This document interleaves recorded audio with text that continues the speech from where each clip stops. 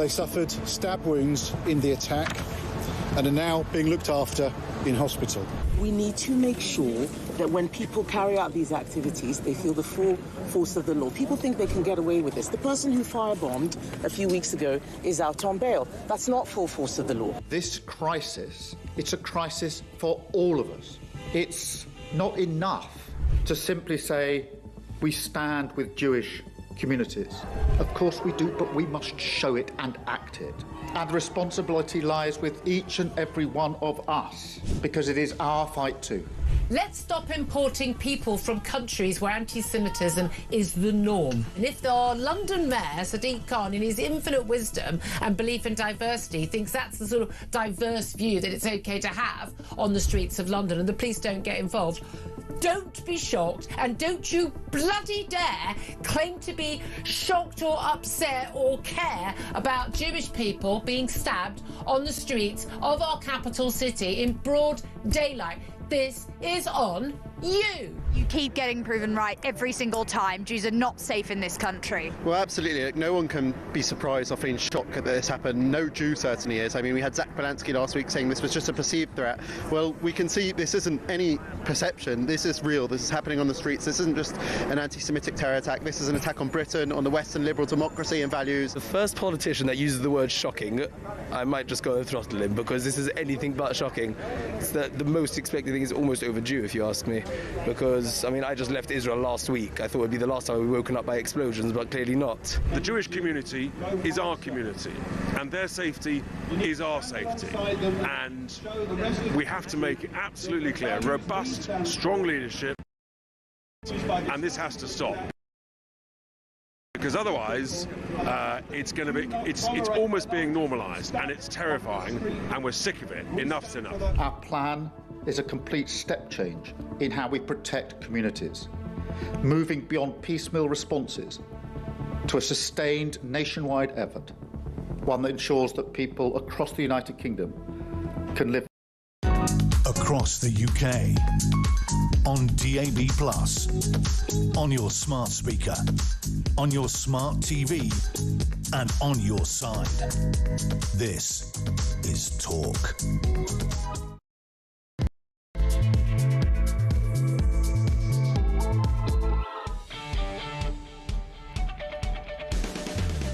Well, a very good morning to you. Welcome to a wet Wednesday or even Tuesday across the United Kingdom. I was just sat here, right, looking out the window of News UK Towers, as they call it, and thinking, a week ago, we were in the middle of 40 degrees. It was balmy. I was in a tent, which was hotter than I'm not even going to tell you, because the analogy wouldn't be great. And now we're looking out the window. It's completely and utterly black. The clouds are rumbling. The rain's pouring down. If you are already up and at it, lovely alarm clock Britain, tell us where you are. Tell us what you're up to. All the people that were moaning about the sunshine last week, well, this is down to you lot, because I was very happy of being hot than I was wet. Welcome to the show, a Tuesday morning, 0344 499 1000, the only number you need. Tommy taking your calls. Remember those voice notes. But, peeps, what a show coming up for you. 87222.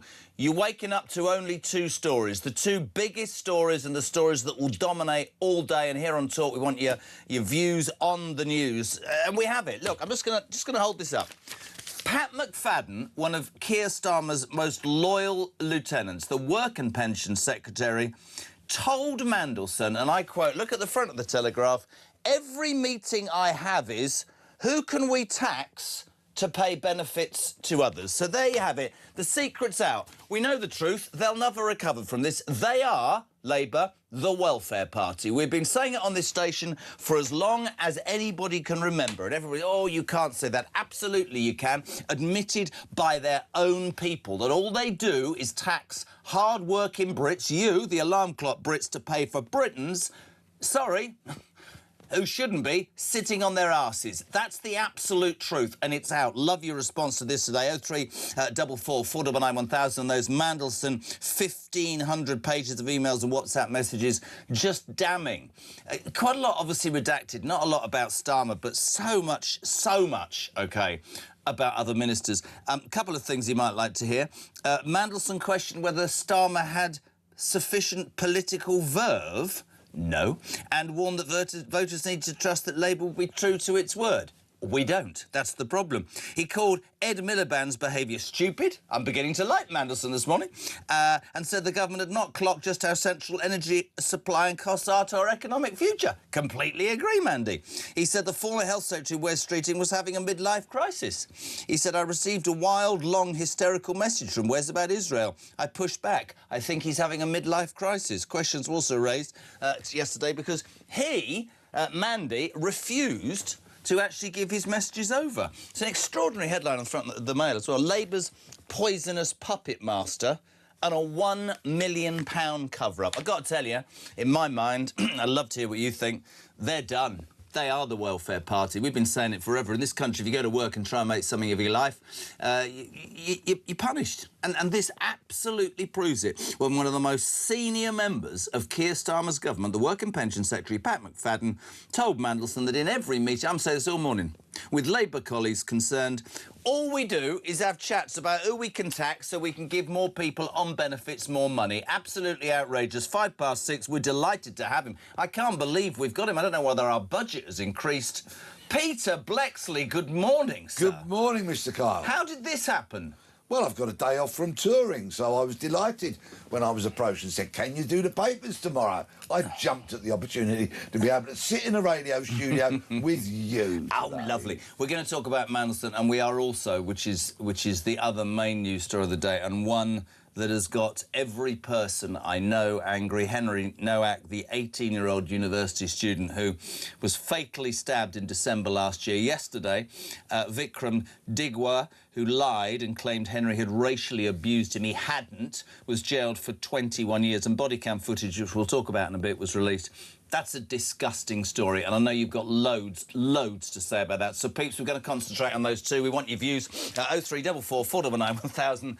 Let's start with the Mandy Files. Peter, please. Well, the other story, of course, the Novak story, is heartbreaking and gloomy and depressing. But the Mandelson-McFadden story this morning is a cause wonderful. for great celebration. Yeah. What's that I hear? Champagne corks popping. Anybody who's got any kind of sense knows that this is the end. It is. This government is done for completely. And whilst you are absolutely right to point out that McFadden is a very senior member of Starmer's government, let's not forget he was a part of Blair's government. Yeah. He is an absolute Labour grandee. Grandee! As some of the papers would describe him. He's been there in the very highest echelons of the Labour Party for decades. Yes. He's the man that they push out so often early in the morning to do the rounds on the media, to defend the indefensible, and here we have it.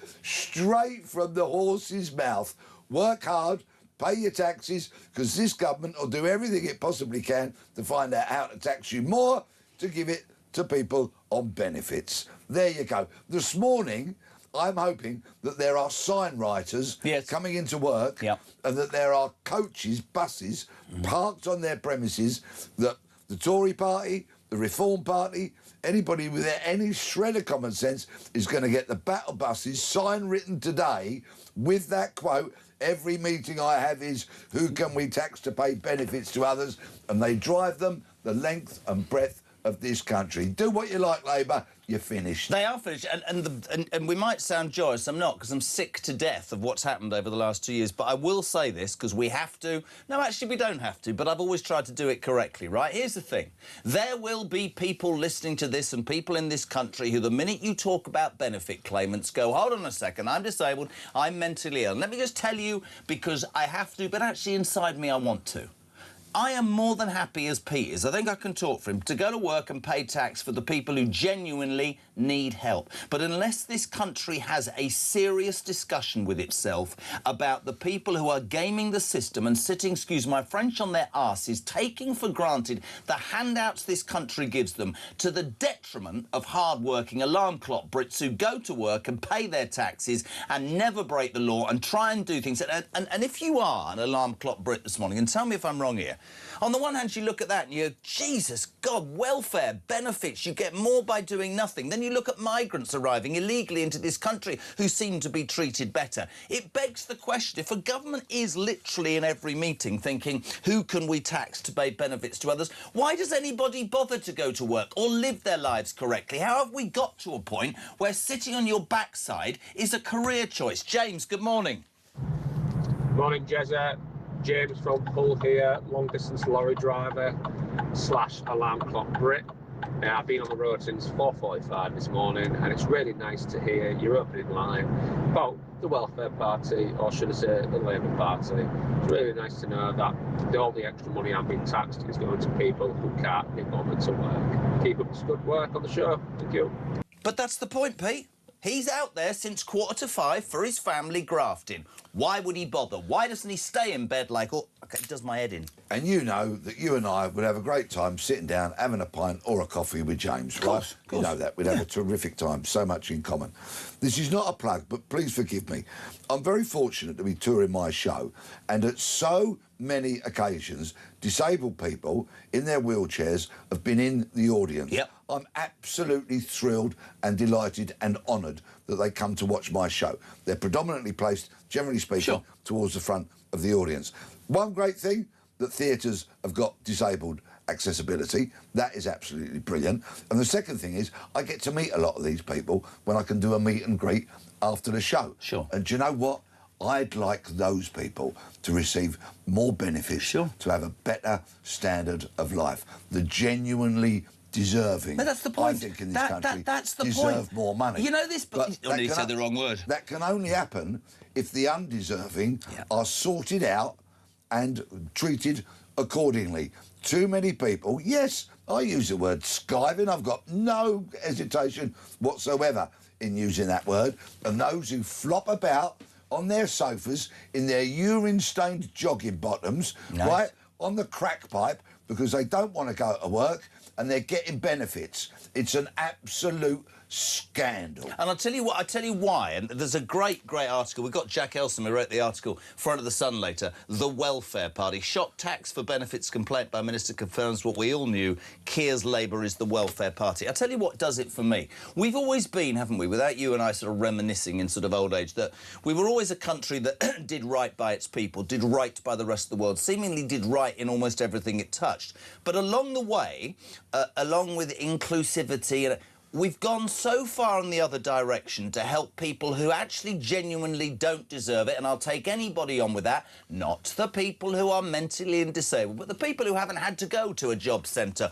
or convince anybody since COVID face-to-face that they couldn't actually do something to give something back to the rest of us. And we still have people in this country who will look me in the face, the leftists, and go, yes, but these people need more money. No, actually what they need to do is what I've said for years, is to be encouraged to do some sort of community work or service to give something back to the country that they're being paid for. I do not understand how we have a party. Do you remember when he tried to cut... What was that figure, Pete, some time ago? 331 billion we pay out in welfare benefits and 329 billion we get in from tax on people working. So for the first time in our lives, we're paying out more than we're getting in. This message from Labour, from anybody on the left, is it's fine. Don't worry, we'll wipe your backside because we feel... No, what happened to my mum who used to say, you can have a day off, but you get off your backside and go to work? What about the people that walked up the hill to the factory in the morning? Where's that gone? Why am I told it's old-fashioned to say that when people listening to this right now are at work? My recollection is the wonderful Winston Churchill once said that the welfare state, as it was known as, should be a safety net, below which nobody should fall, but above which everybody should be able to rise. Surely, if you are on benefits and you are able, you are capable of rising up, of making something of your life, of trying to get a job. And by the way, helps you. By the way, in recent years, I've washed windows, I've hoovered floors, I've worked in retail.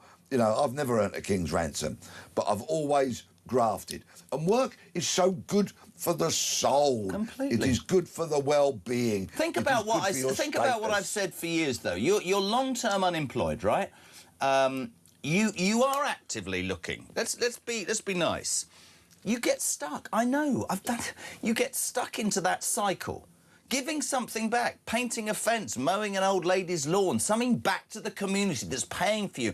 If you're given... I used to speak to people, Pete, who were on more money doing sod all than they were going to work. So what message does that send? How does that in any way encourage... It drives me insane. Liam, good morning. Morning, Jazz. Liam in Yorkshire. My alarm was off at 4 o'clock every morning, mate. And sometimes I'm out while 5 o'clock at night. I come home to my 3 beautiful girls and my wife. They're going to grow up knowing that me and the mum go out to work to earn a living, to put food on the table and to keep a roof over their heads, and hopefully that's going to land them in good stead as they grow up. Unfortunately, when the so-called party of working people, as in Labour, are more interested in giving out money for welfare and immigrants, there's going to be a massive shift when it comes to political allegiances next time round. Well, this time round. And I can't wait for this bunch of hypocrites and narcissistic Westminster wet wipes to be gone, and hopefully see Nigel Farage stroll into number 10, Jez. Have a good show, mate. See, one of the reasons that I get out of bed at 4 o'clock in the morning, this isn't me trying to sound whimsical at all, is him, right? He would have been, Liam, and Liam, if I'm wrong, phone me, but Liam would have been, I suspect, he's a working man, his ethos and what he talks about his kids just stirs me. He'd have been a Labour man. He'd have been a man who thought, this is a... You know, everybody down south is for themselves, right? What's changed in this country is the Labour Party, the welfare party, as I'm now calling them, are based in Islington. I'm not sticking up for any other political party, right? I've nailed my colours before. We're in the middle of all the things that were going on. But you go north of Watford Gap and you meet Liam's like I do, my mate Rob's, all the people in Newcastle, none of them think the welfare party is the working man or woman's party anymore. They just don't, because they abandoned their concern. And here's a point that you should take as well, Stephen Northants. Let's not forget, guys, 9 million votes. 9 million people are on welfare, and if you pump up their money, they'll vote for you. That's a really interesting point. Very true, very true. All the more reason why we all have to spread the word that this government has to go. While we're talking about recent benefit stories, one that you quoted not so long ago, let's talk about another one. How about all those people, those men with 2 wives who are claiming benefits? Why are you looking at me like that? 2 or more wives that are getting paid. We live in the UK, right? You're not allowed to have more than 1 wife. It's absolutely ridiculous, and they are getting benefits. This is Labour for you. This is a Labour government for you. It's utter, abject lunacy. We need a government that's going to strip all this back and is going to stop it. By crikey, they're going to have a battle on their hands because the civil service is not going to be fully on side. Completely but agree. We need a government with a stomach and 2 terms to try and rescue this country. It's quite interesting that when Starmer stood up and tried to... I mean, that benefits bill I gave you was 331 billion. Do you remember when he tried to cut just 5 billion? There was outrage. I mean, on the backbenches, absolute outrage. It needs so much more than that, and we know that this party will not do it. Let me read you some stuff. Hi, guys. Looks like the welfare party will be on welfare. Karma, useless. Looking forward to a great show. Sue in Essex. Morning to Mark in Selby. Kevin must take Keir to the cleaners tomorrow at PMQs and reflect the rage of tax-paying British people. The very people Labour hate to hear from but like to rinse to pay for everyone else. Those days are over now, all thanks to Mandelson. Who would have thought that man deserved any kind of thanks? Hi to Damien in Preston. He says, morning, Jez. Why am I up? Can you say this to Pete? He says, why am I up at 5:30 to start work at 6 so I can get a few extra hours in to be able to do things I like? I'm not in a bad salary. Actually, it's a good salary. But the state of things and the cost of living, thanks to the disgusting Labour government, I have to do this. I'm earning the most money I've ever earned in my life, but I'm totally skint. How does that make any bleeding sense? Get Labour out now. There you are, another man who thinks if I want to have a pint or I want to take my kids to on holiday, I'm going to have to do extra because the cost of living spiralled, and the cost of living has spiralled, and I know you might think I'm on some party political broadcast this morning. I'm not. It's because anybody of any intelligence and with of the age, we knew when they got elected, they promised everybody everything and they borrow or scripted and this country up. That's what Labour have done forever. I am not condoning what the Tories did in the last 14 months. In fact, I'm so angry at the Tories, they allowed this shower of whatever to be in power. But this party does not care about working people, and I think Jack Elsom nails it. From now on, we're going to call them the Welfare Party. That's it. Sir Keir Starmer and the Welfare Party government. But just to rewind as to why that contributor gets up at 5 o'clock in the morning to get in a few extra hours is so, I believe, he can puff his chest out, he can look himself in the mirror when he has a shave and he says, you know what, I'm doing my bit. I do my bit but for that my family, for society, but that starts to get hard when you think I'm doing that and I'm being punished for doing it. That's the whole point, isn't it? Yeah, but he'll have an opportunity at the ballot box to perhaps change things. And you're absolutely right to talk about the pathetic, abominable Tory party in those 40 years of government when they allowed so much of this to happen because they didn't have the courage and the commitment to take on the civil service, for example. I mean, Johnson had... Boris... Let's just have this. We haven't had this for ages. Boris Johnson, who I supported massively until the truth came out, had the greatest opportunity ever. He could have had 10 years if he'd had any just sticking to what he told us he was going to do, and he didn't. He allowed the Boris wave of 1 million people to come in. He turned to the left, I think, in terms of net zero, and didn't do Brexit because he promised people that he would do it.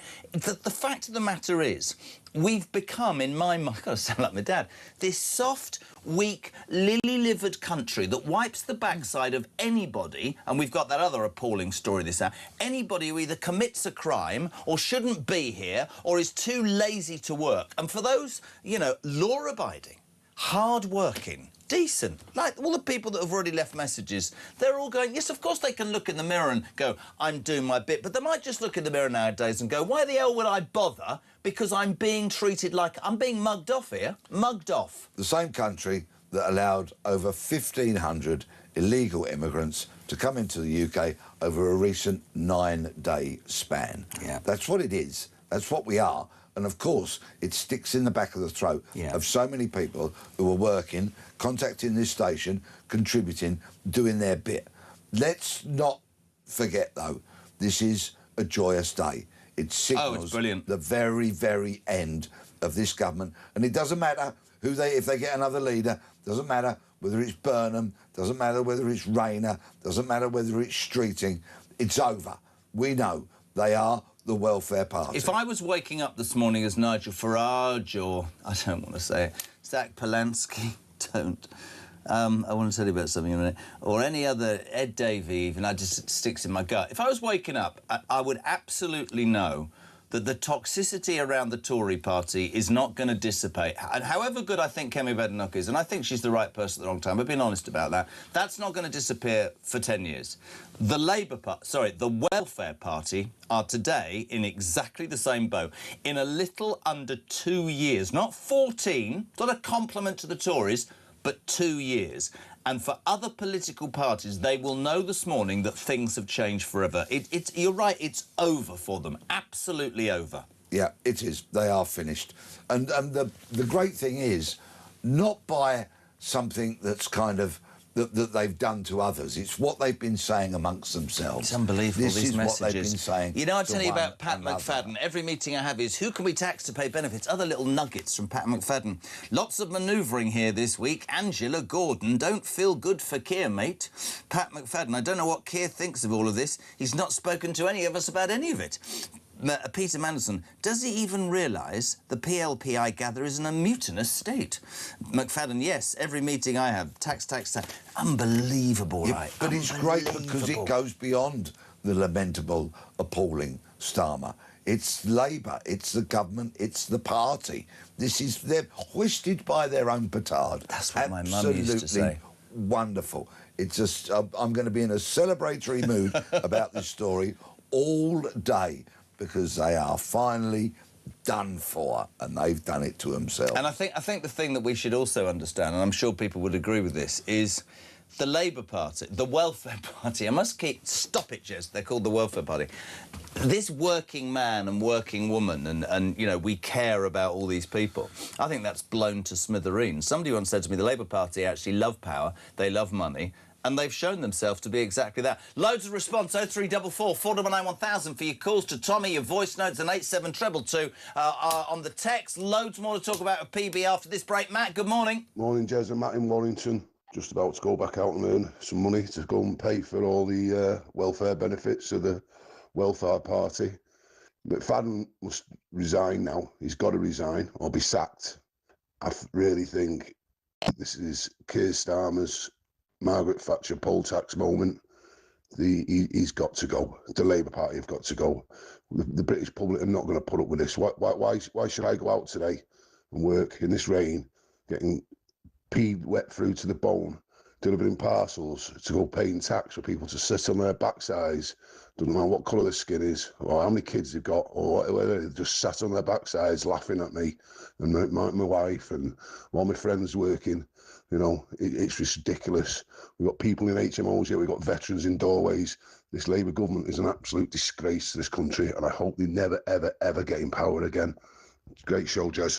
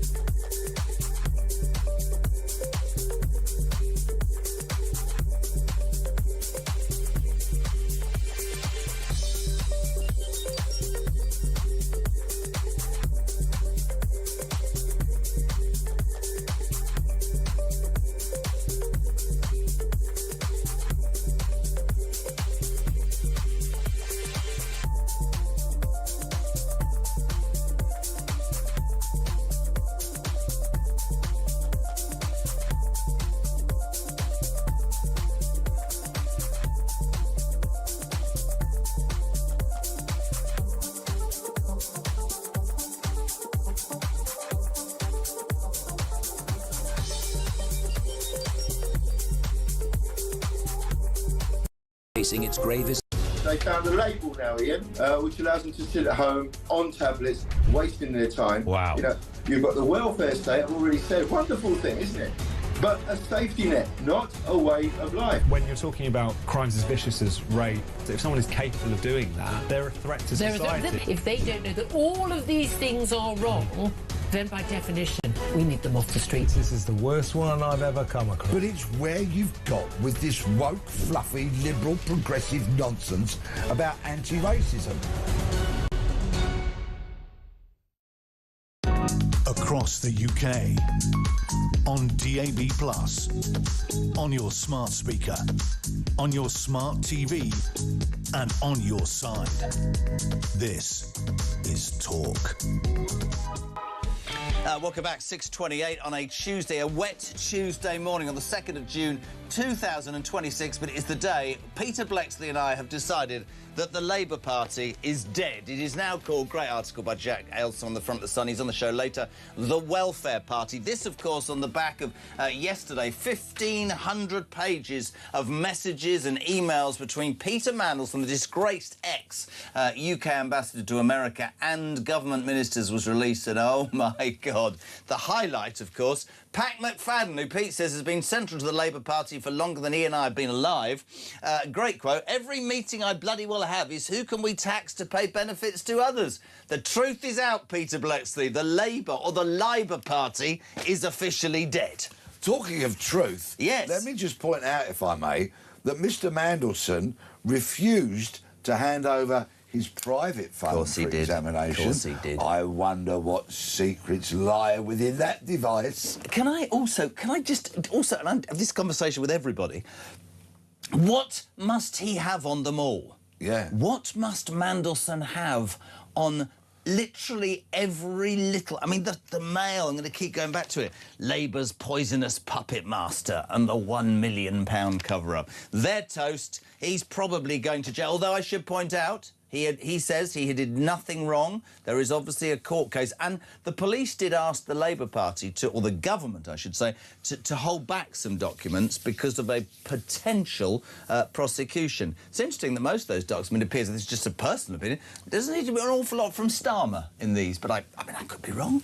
Yes, there was a lot of 3 asterisks used on many pages, which indicated that stuff had been redacted. Of course, I understand that certain stuff is probably redacted for national security reasons. I haven't got a problem with that. But it will be very interesting. And the beauty of it all is that this Mandelson story is going to run and run because there are ongoing investigations which we'll make no further comment about.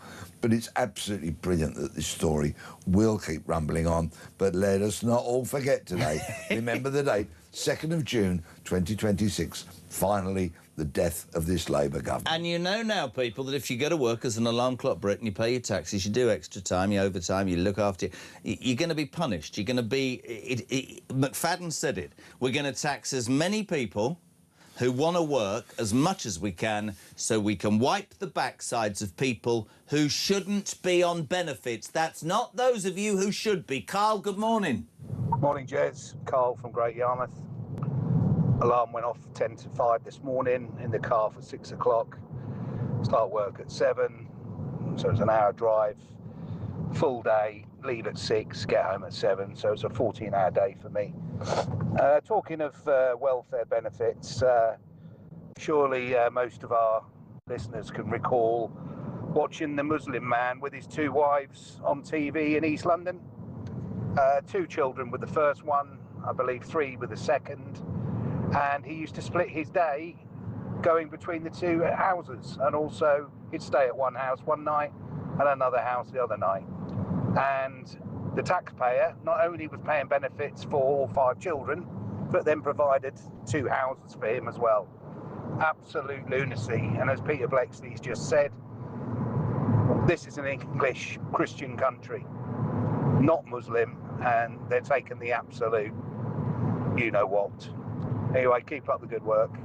More news for you, Pete. This will make you smile. Not. Labour this morning accused of watering down disability benefit checks. Watering down so recipients can go years before follow-up assessments, as total PIP claimants hit 3.9 million. So we've got it again, haven't we? Since COVID, people don't have to do face-to-face interviews about jobs and benefits. Labour accused today of watering down disability benefit checks so recipients can go years before they have an assessment. And before you jump up and down and say I'm being unfair, for the people you talked about at your theatre show, for the people who have fought in wars and been injured, for the people who have real issues, that is what those benefits are for. Not... Do you know the story from the Jeremy Kyle show years ago? Have you heard this? Go on. I'm in the middle of a story one Thursday. There's 4 people, obviously, arguing on stage, and every single person that talks, it seems to come back to the mother. So in the break, I went, where's the mother? She's in the audience. So I go over, this is hand on heart, right? I go over and I go, all right, love? She went, yeah. I said, you're quite central. She went, yeah, I am, love. Yeah, I am, yeah. I said, why aren't you on stage? She went, if I go on stage, I'll lose my disability benefit. They'll see I can walk. I remember thinking, that was 10 years ago. We have to wise up to the fact that people are taking advantage. Yeah, but the way we're going to do that will only happen if we have a suitable workforce. Now, of course, there are some people, civil servants, that are already in position, and I know of some of them, and they are absolutely brilliant. Yeah. They really, really drill down on the detail, and they take huge pleasure from stripping benefits from the undeserving, and they do a really good job. But we've got a bit of an issue with the younger generation that's coming through to do that job, because I'm told some of them are not perhaps as resolute and as probative as they should be. But here's an idea. Let's employ a suitably trained workforce. They could be retired detectives, for example. They could be people that just have a nose for finding things out. They could be university leavers who are curious and determined and probative and all of that. And give them a salary, I would suggest, within the region of £45,000 to £50,000. But, of course, in order to justify that salary, they have to deliver In other words, so say, for example, in a week, they managed to stop the payment of £20,000 per week, shall we say, £25,000 a week, which is really not beyond the realms of possibility. £1 million a year. They've only got to sort of sort out one fiddler to the tune of £5,000 a day to hit that target. So spend the morning doing the interview and the afternoon doing the paperwork. Right? It's really not that difficult. No. Do that 5 days a week. OK, save the state £25,000, which is £100,000 a month, OK, which is a lot of money when it's rolled out over a year, over £1 million. Yeah, you're very welcome to have 50 grand a year as a civil servant and a very good public service pension. I would say you absolutely deserve that. Let's hire an army of people to do that. I think Let's be relentless. I'm not clawing against back that, but it's about this ideology of Britain becoming or having been, we care, we do our bit, has gone too far. Whether it's legally, look at that Manchester case that's collapsed, if it's policing, if it's justice, if it's... There's so much that has gone the other way in this country that if you work hard, you're being punished. If you follow the law, you're being punished. The unfairness, that's my word every day on this show. It's unfair now, seemingly, to do the right thing, and that is wrong. Listen, but I'm putting up solutions here. I'm not disagreeing with you. I think it's a fantastic idea. I mean, explain to me why we have spent years importing. That's my phone. Should have had it on silent. All right, don't start. Should have had it on silent. We've spent years saying, hospital porters, fruit pickers, we need to bring them in. There aren't people in yet. There's 6 million people on their backsides. I close the borders and say to those 2 million who aren't disabled and mentally ill, you are going to give something back. I've said it all morning. Listen, there's so much response, Pete. Morning, gang. The system was made unfair by the Tories, continued by Labour. Personal tax thresholds frozen until 2031 on those that work. But the annual rises to benefits goes on. If they freeze my personal tax allowance, then they should freeze benefits. There's no fairness, says Paul in Crewe. Anne's in Archway in London. We all know Labour government exists to take whatever we have and give to illegals and other leeches, but helps to see there's a record of it. Anne in Archway, brilliant. Keith's in Nottingham. Morning, boys. After last week's judgment on the Manchester airport attack on the police and now the latest Mandelson files, they've just given the keys to number 10 to reform and hopefully the last ever socialist government I will see in my goddamn lifetime. Dean, I went to the post office to pay my wife's tax bill. The woman behind the counter stated, you must be furious standing in a queue with lots of people doing their fortnightly payment. I know some of the faces and they don't have walking sticks at the weekend when they're in the local pub. These people are just using a disability as a shield to fleece money. Can I ask you a question? What happened to the old days when you used to shop somebody? Don't make any difference if you ring up and say this person's taken the mickey. Nobody answers the phone or responds, do they? No, absolutely. And policing, of course, stripped itself away from communities, and I used to love a curtain twitcher, as we call it. Okay, An informant in your world, mate. You go and investigate a burglary, or a car theft, or this, that, and the other. You speak to the victim, do whatever you can do. Be honest with them and say, OK, if we don't solve it, but they still really liked you because you were trying. And then you have a little surreptitious look up and down the road. And when that curtain goes back, you go, right, that's the house we need to go and knock on. Go over, have a little knock. Invariably, you have a cup of tea, and that lady knew everything that was my mum, that was. In that street. Absolutely that was our mum. Everything. And sometimes they'd say, oh, yes, and by the way, Johnny at number 23 in the morning, number 23, comes in at 2 o'clock in the morning with a bag over his shoulder. Yeah. Can't say any more than that. Yeah. Thank you very much. Actually, it was 1:38 in the morning. Morning, Robbie. He says, all true and terrible, but remember our great democracy means that Starmer will stay. He won't be removed unless Burnham wins the by-election. The law forces a general election. That's just the way it is. It's beyond belief that after 14 years... that this party in opposition could be so bad in 2 years. We have to move on. A couple of more messages. And Pete, you think the Welfare Party are bad? The Green Party wants to increase the welfare bill. Well said, Joanna in Salisbury. You're absolutely right. Ian's in Merseyside. Hi, gang, you're so wrong. Labour do care about working people. They care about every penny they can squeeze from each and every one of us. One day they will realise that the wheel has stopped turning because the hamster is dead. When the money dries up, says Pete, and welfare sucks the country dry, there will be total denigration and civil unrest as people won't get their money. I think Terry nails this for now.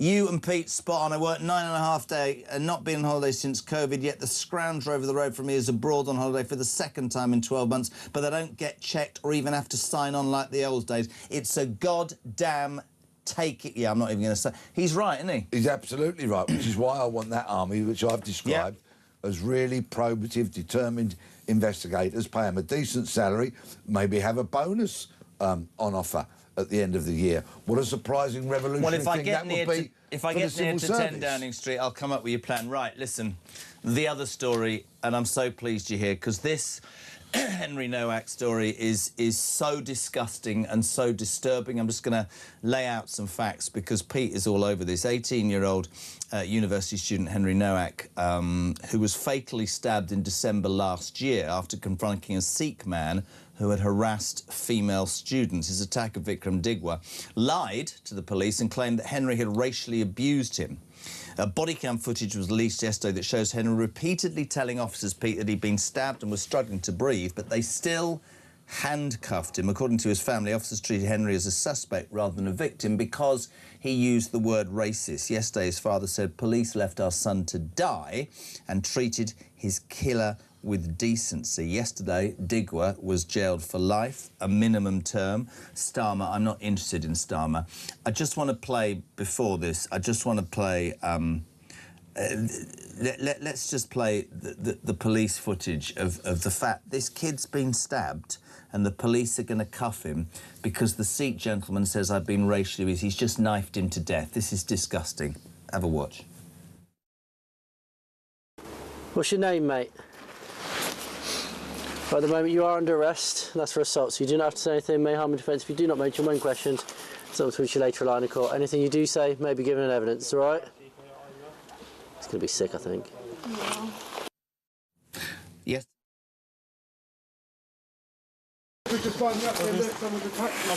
Grab his other arm. What's happened to you, right? You've been stabbed? Whereabouts? I don't think you have, mate. I don't think you have, mate. Before we deal with this, yesterday Henry Nowak, his father, I mean, have we got a this is unbelievable. Watch this. Henry was pulled across the gravel, his hands forced behind his back, and he was placed in handcuffs. Instead of being treated as a dying victim, police formally arrested Henry for assault and read him his rights. That was the last thing he heard. Henry did not die with dignity. He did not die with the care he deserved. He lost consciousness before anyone believed him. Let me be absolutely clear. We hold Vikram Digwa solely and 100% responsible for the brutal murder of our son. But Henry should not have died on the streets of Southampton in police custody. Can I just say before we talk about this, Mark Nowak, wherever you are, I have more than the greatest respect for you. How controlled was that father? My God, Pete, what does that say? An astonishing man, and I would also like to add, rest in peace, dear Henry. The world is a much, much lesser place without you. Terrible. And now I will try and control the deep, deep, heartfelt feelings that I have. There is, of course, a lot more of that body-worn footage that can be seen online. I would issue a warning to people. It's a really, really unpleasant watch, but you can find it. It runs to over 3 minutes, which Hampshire Police finally released last night. I've heard a lot of apologists for the police, including temporary Detective Chief Constable France last week and his statement. What a clown he is. The Police and Crime Commissioner, Donna Jones, I've debated with her on the media, and quite simply she has the intellect of a single-cell amoeba. And other former police officers who are leaping to the defence of those officers that were the first on scene. OK, and their arguments are, sometimes, there was a 12-minute phone call from Digwa and his brother into the control room, OK? And the officers that attended must have had it in their minds what they were briefed by the controller. OK? In other words, the allegation that there had been a racist attack, allegedly by Henry, of course, which was complete pack of lies. So their defence of these officers is that they are going there with what they're told by the control room in their heads. Right. If you watch the opening scene of that body-worn camera, you will see Digwe's brother propping up Henry Novak against the wall of this house. OK? So let's just dynamically, instantly assess the situation. Imagine that we are police officers. We've been told there's been a racist attack by a white man on a brown-faced man, and we turn up, and the first thing we see is the brother of the brown-faced victim propping up the white man against the wall. Hang on a minute, right? If your brother gets assaulted, would you be propping up the man who is the alleged assailant up against the wall as if you're giving some form of first aid? No, of course you wouldn't. So instantaneously, you're going to find out what's gone on. I mean instantaneously, not in 3 minutes. You're not going to handcuff a bloke. And when you hear Henry's faltering voice, losing its tone, losing its volume as his life ebbs away, you're not going to say, I don't think so, mate.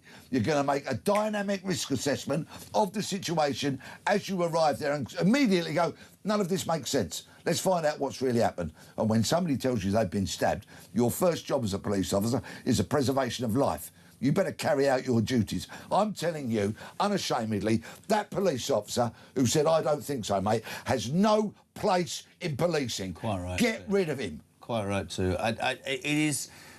When I heard this story, right, and it's really easy to get so angry, but I'm going to try and just hear me out a sec. I completely agree with you about that police officer. I couldn't see too much of that footage. It's so disturbing to think that we live in a society. I read something this morning, and by the way, what this man has done for the Sikh population, who are an incredible... I have a really good guy that used to work for me that said they are appalled. This man took his turban off before the police arrived, OK, so he could imply that it had been knocked off in this assault. This kid died in a pool of blood. We have police officers not believing him, and a man who was allowed to carry around this 8-inch blade for some ceremonial reason who had done what he did. My heart... and the dad and the family, and if that can happen, I don't know whether you're going to bite my head off, but hear me out. Have we become so paralysed in this country by a fear of saying something because the left, whoever will go, oh, you're being racist, misogynistic, homophobic? No, someone has been stabbed by a... Oh, it's so... appalling. That's not defending the police officer, because irrespective of colour of skin, as you quite rightly say, you do your duty, and your duty is, my God, this kid's been, as you said, his voice is faltering, he's ashen-faced, he's slumped against a wall, none of that. Are they paralysed? Are they incompetent? To me, I mean, the dad saying we hold Digwa, I completely agree, but you could argue that if they'd spent less time handcuffing Henry, they could have saved his life. Society... Am I right or wrong there? Society, in particular, the public services, have been polluted by what started off in 1997 as the political correctness movement and has now morphed like Japanese knotweed so deeply into the fabric of all our public services. Yeah, I agree. That people are, as you rightly pointed out, terrified of being accused of being racist. Look at the current Nottingham inquiry into the murderous actions of Valdo Calacane and his rampage. It's there for all to see. Yeah. Look at Axel Rudabakana and the carnage that he caused in Southport. People are afraid to do things because of the colour of somebody's skin. They do not want to face an accusation of racism. That's where we've got. I am convinced that those police officers probably had the mindset of believe brown man, don't believe white man, because of their woke, liberal, progressive, fluffy, flaky, nonsense ideology that's been drilled into them in terms of being anti-racist. Don't be racist, be anti-racist. And look what happened. Couldn't agree more. Sean, good morning. Morning, Jeremy. Sean from Grimsby. I watched the body cam footage of that poor young fella, and it's absolutely horrendous. You know, the white Brits now are under attack on both sides in this country. You've got the state on one side, and you've got foreign men on the other side. And the police need to ask themselves now, what's more important, alleged racism or murder? A murder to me is more important. And nothing says white privilege more than a white guy handcuffed on the floor under false pretenses, getting mocked by the police and then dying. That's white privilege right there, mate. Rest in peace, young man. He deserves so much better. He really, really did. Great show, Jeremy.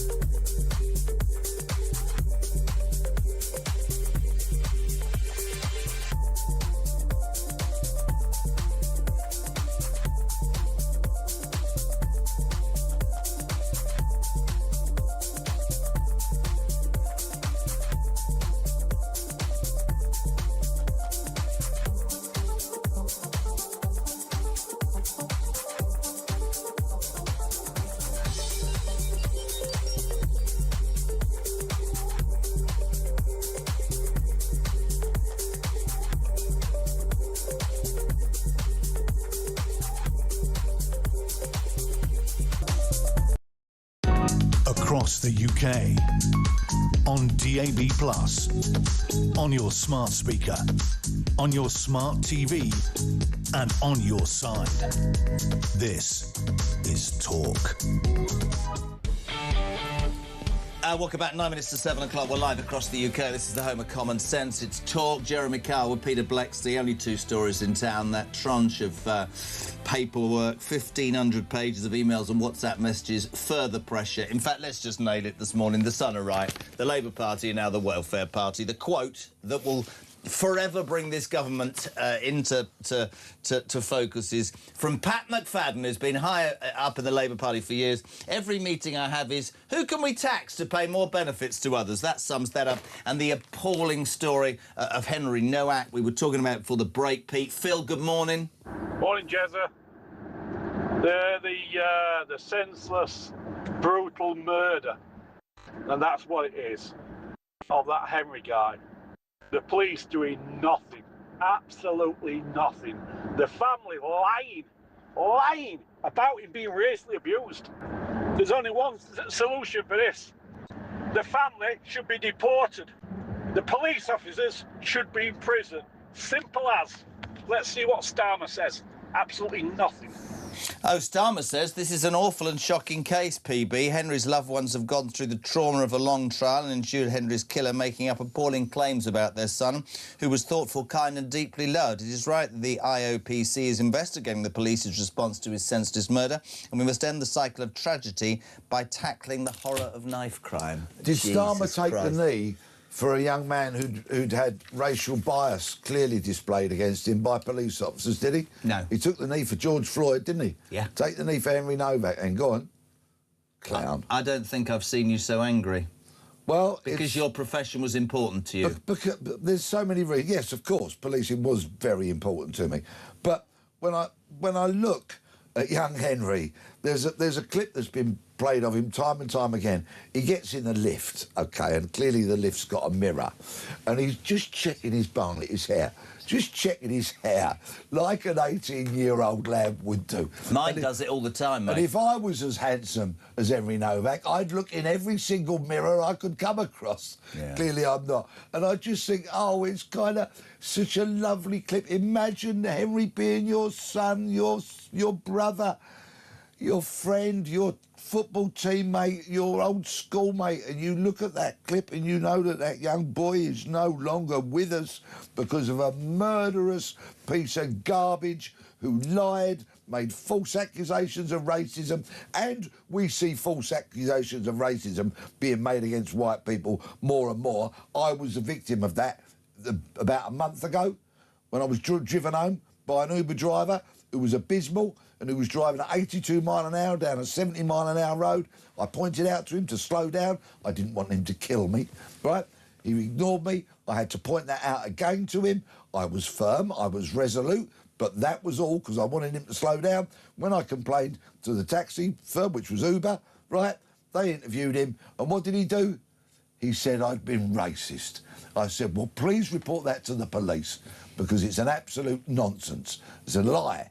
It's an absolute pernicious, malicious lie. Did it get reported to the police? No idea. I've not had a knock at my door. I wish they would have given me the chance to say what exactly went on. Here's the thing for you, with evidence. Here's the thing, Gary.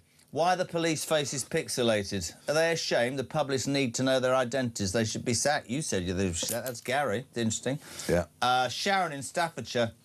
Like many others, that video made me cry this morning. How the hell can this happen in our country? Yeah, I know. Jez, my heart broke for Henry Nowak and his family when I saw that police body cam footage last night. The last words Henry spoke were, "I can't breathe." And the last words he heard were being read his rights as he was being handcuffed. Why the hell they handcuffed him is beyond me. Exactly. You can hear his faltering voice. You can see what desperate trouble he's in. The minute you turn up on that footage, you can see it.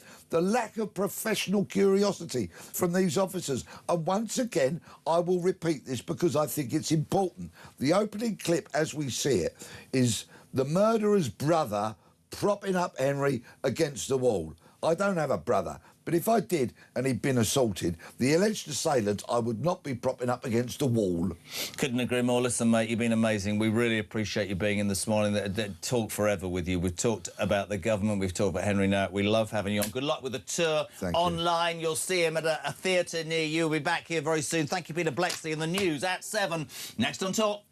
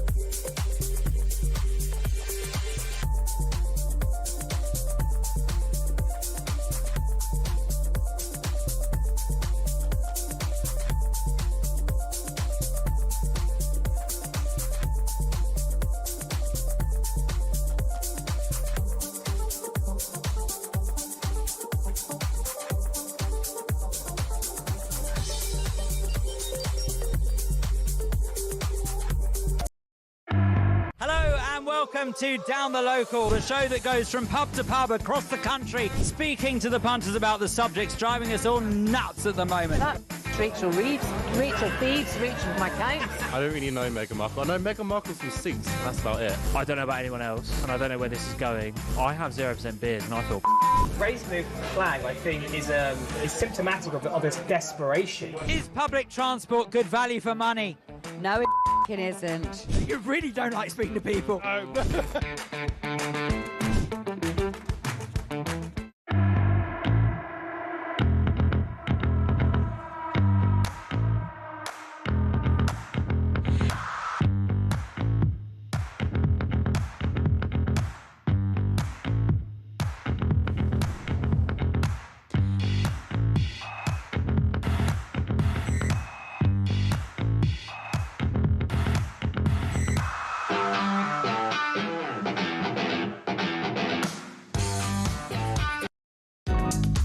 across the UK.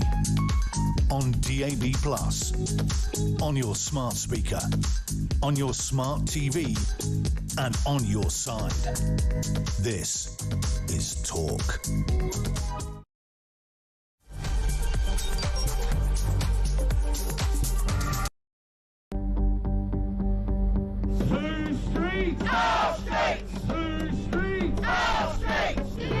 I've got some breaking news here. The Crowborough Army Training Camp could hold male asylum seekers all the way until 2030. Good. After the Home Office claimed it would only be for 12 months. Not much ambition involved in that, is there, in terms of solving the migrant crisis? Absolutely, and the way that the Labour government gaslit the public when the migrants were first moved in there, saying, you know, you guys are absolutely being mad. Crowborough is a quiet, leafy town in East Sussex. These people, you can see, have been pushed to their absolute limit. They're not the types that you usually see protesting about this sort of thing. But that town has been absolutely desecrated. You're ruining the country. Get Keir Starmer out. Look, England's flag. You're useless. Labour Party's useless. I love our country. And one of the things about our country is good manners. Not very British. What Labour advisor thought she wasn't going to be heckled at a petrol station in Leeds? Do these politicians actually ever get out and understand what it's like for real working class people? I thought it was British to exercise a right to free speech. That's what Keith Stalin told Trump. That's what White Van Man was exercising yesterday to Richard III. Oh yes, I remember. We're not really allowed our right to free speech in case we criticise the government.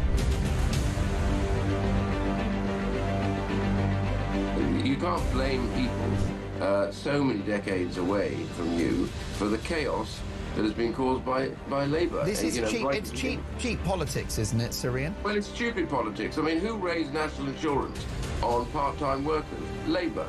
Who's been the stupid people that have wandered down the road and increased taxes on businesses and on individuals? Labour. A lot of people get very frustrated, especially when the government says, oh, free school meals, you know, for every kid, not just the kids who really need them, free bus passes, free this, free that.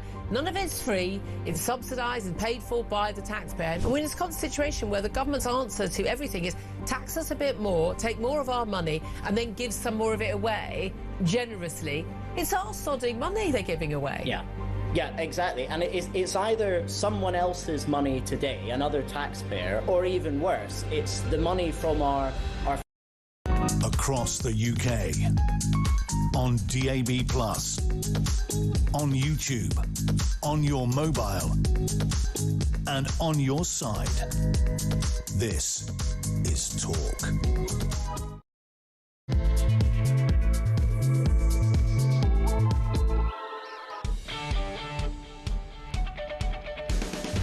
Welcome back or welcome along. It's Tuesday the 2nd of June. A week ago it was 40 degrees. This morning it's raining outside my window. What's it like with you?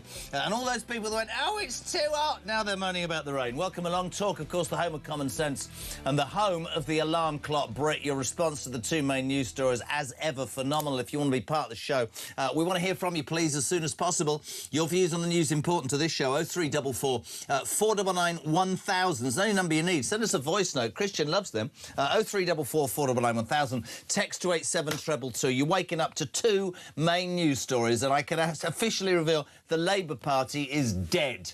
After yesterday, genuinely, after yesterday, 1,500 pages of emails and WhatsApp messages relating to Lord Mandelson, the disgraced ex-peer who's facing proceedings, we think, of some sort against things that happen. But the messages between him and a raft of ministers are unbelievable, highlighted massively by Pat McFadden, who's been at the centre of Labour for about 30 years. Check this for a message. Every meeting I have, says Pat McFadden, who can we tax to pay benefits to others?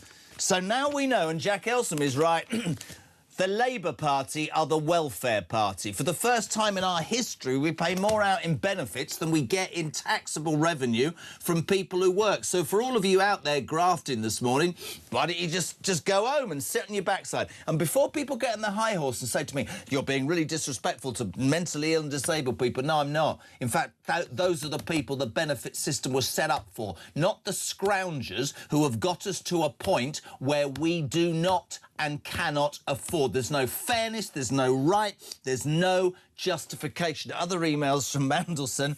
He said, Starmer lacks political verve. Yep. Labour voters need to trust that Labour will be true to its word. They don't. He called Ed Miliband stupid. He is. And he said the government have not clocked just how central energy costs and supplies to our economic future are. Yes, they are, and no, they haven't. He said that former Health Secretary Wes Streeting was having a midlife crisis. And then, the absolute bombshell, he refused to give his phone over. They are up to their necks in it, OK? 14 years of Tory disaster, and this lot have made an even bigger hash of it after less than 2 years. Two-party politics is dead. The Welfare Party, I have to get it right, Christian, tell me off. The Welfare Party, an utter disgrace. And before the break, the other news story of the day, which is sickening. And I'm just going to... The Henry Novak story, which you all know about by now, the 18-year-old university student fatally stabbed in December last year, left to die alone. Police officers not believing that he was stabbed. The assailant, Vikram Digwa, yesterday, jailed for 21 years, took off. A Sikh gentleman took off his turban and said, I've been racially abused. So cops thought it a good idea to actually cuff and read the rights to an 18-year-old who was dying in front of their eyes. Eric, good morning. Good morning, Eric from Leeds. After watching that video, very little words to say about that poor lad. He must have been so scared. Just a quick question for Peter. Is it possible that the police can get done for it even though one of them's left office? Or are they protected? Because I believe somebody should be prosecuted for dereliction of duty or something similar. My heart goes out to that poor lad's family. On my way to work this morning, I just cried my eyes out because the fear that must have been going through him, you know, as he was putting handcuffs on. All he wanted were help. Have a good day, guys. Bye. It literally makes me sick to the stomach, and I wanted to read this from Nicola in Norfolk. My heart broke for Henry Novak and his family when I saw that police body cam footage last night. The last words Henry spoke were, I can't breathe. And the last words he heard were being read his rights as he was handcuffed. Why the hell they handcuffed him is beyond me, because he was clearly no threat at all, barely moving and clearly medically not right. Where is the wholesale outrage, Jez, from politicians and the media? You can absolutely guarantee that this story will be receiving much more outrage from them if the ethnicity of those involved was the other way around. I am beyond angry and upset. I genuinely am beginning to fear for our country's future. You know, in these moments when there's real outrage, it's always good to get a voice of a man who I respect enormously. We'll say a very good morning to the former Conservative Party leader, Sir Ian Duncan Smith. Ian, good morning. Yeah, good morning. Morning, Ian. I mean, we'll start with that. I mean, your response, I mean, it is unbelievable. Peter Blexley, an very senior copper, disgusted. What's your response to what you've heard on this story in the last 24 hours? Well, I was shocked, actually, first of all, and deeply saddened. I mean, the reality is that somebody has died in fear, unable to communicate, being forced into handcuffs because the police the culture in the hierarchy of the police is such that they treat the issue of the appalling idea of racial abuse as the most important feature when they arrive on the scene of a crime. The most important thing that all the good police that I've ever met before will tell you, the first thing you do is make sure that that individual who is looking bad, ill, damaged, hurt, is first of all checked to make sure that there is nothing untoward about their physical position. The ambulance should have been called immediately, and then, having held the other suspect, they can start to get on with what happened. But the most important thing is that the individual on the ground is checked for obvious reasons, because you have a real serious danger that something has happened, even if they didn't know that there'd been a stabbing, that could have rendered this individual on his way out and eventually to die. I think that was shocking. Sadness for my part, mostly. I mean, it's a horrible thought. Anybody with children to look at that and wonder, what if that had been my son? Yeah. What if that had been my daughter? How would I feel today? And that poor family. Such dignity, though, and I do, you know, I've been a massive supporter of Pete's, and I always will be, because Blexley tells it like it is, and he made a really good point here, and I don't know if you heard it. He said, so the police turned up, and a man's brother, who'd been accused, who said, I've been racially abused, was holding Henry Novak up against a wall. If your brother has just been racially abused, you wouldn't be holding the assailant up. You'd be swearing or gesticulating or pointing it to the police. As to the police, and we've had, I mean, hundreds of messages. I don't care. Sorry, people won't like this. I don't care whether they've left the force or they haven't. I think they should be prosecuted for a dereliction of duty. I think it's an we spend our time defending the police. We know thousands of policemen and women do a great job, but that is beyond incompetent. And whether that comes from the top or on the ground, I'm with you. Listen to this. Jez, Richard from Hertfordshire. I'm 72 years of age, 33 years as a Met police officer.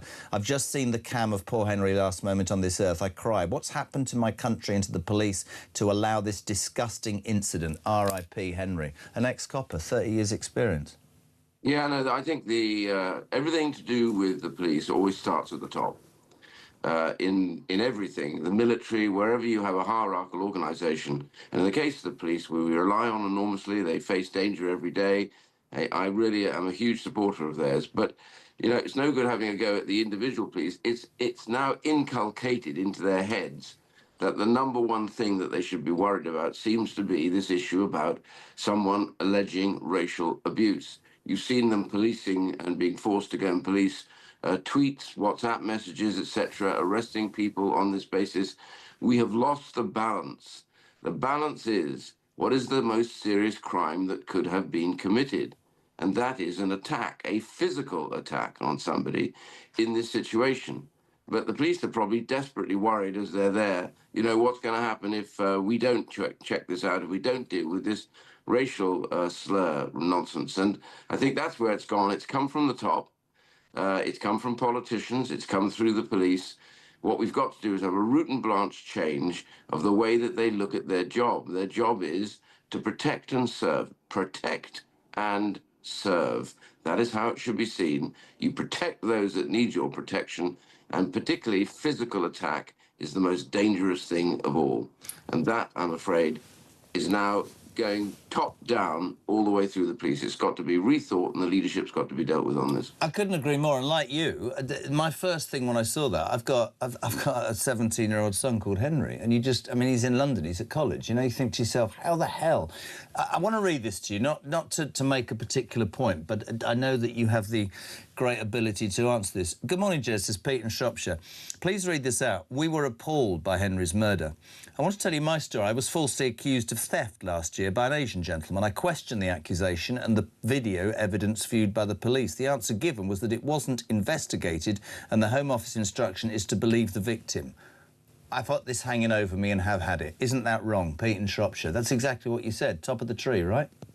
Yeah, exactly. That's exactly the point that I'm making. We've got the balance of these things wrong, and whilst it's the normal everyday police that are investigating these things, you can see what they're scared of, what they're concerned about, is that they will end up doing something which they will be then criticised and even punished for, and therefore put at the top of the tree is if somebody makes an allegation about another person's attempt to abuse them on racial grounds or discriminatory grounds, that becomes their first priority. The first priority is to arrive at the scene of the crime, make sure, surely, that whoever is there has, is not in dangerous physical condition, and then to resolve all of this, to make sure that those people who are involved in this are arrested, taken in, and further investigations carried through. What I found, well, I really, rather than being appalled, I am saddened desperately this morning for that poor family. Completely. And that poor boy who can be heard begging for help. And yet the belief was in the other direction. And I have to say, this has got to be a moment when the police have got to rethink the nature of what they're asking those poor police constables to go and do, what their priorities really are. Couldn't agree more. 7:15. Great words, and I stand by everything you've said. Now, IDS, you've seen in your career some moments, Thatcher's poll tax, Blair and Brown, COVID. I believe, without exaggerating, that yesterday, for many people, is the death of the Labour Party. Pat McFadden, who's been at the centre of Labour for, I would say, 30 years, one of Starmer's most loyal lieutenants. Yesterday, when 1,500 pages of emails and WhatsApp messages relating to Lord Mandelson's time as the UK's ambassador to the US were finally released by Downing Street, despite redactation and all these sorts of things, I'd love your response to this.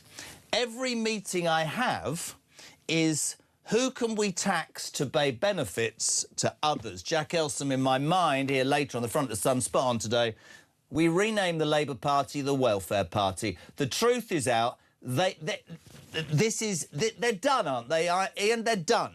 This is no more lies. That's what the Labour Party is all about.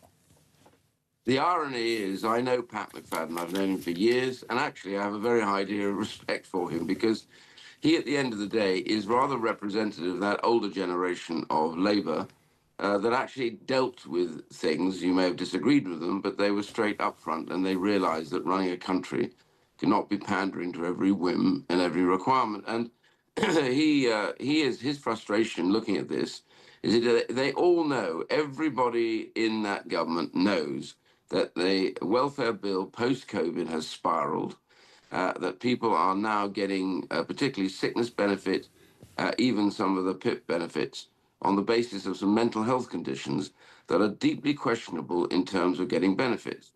I've had this with you before. Two very good important conditions that you note are, one, depression, the other is anxiety, and to a certain degree ADHD, but most particularly the first two. The cure for these, the NHS has made absolutely clear, is not benefits, it's getting back to work. Being in work is a cure for these two, instead of which the system has reset itself to giving people benefits to stay out of work, which is the very worst thing you can do for somebody who's depressed. Now, the problem is Pat and others know that to be the case. And the worst thing is they came in and said that they would resolve the benefits problem, and they've run away from it because their backbenchers said, we're not going to do this.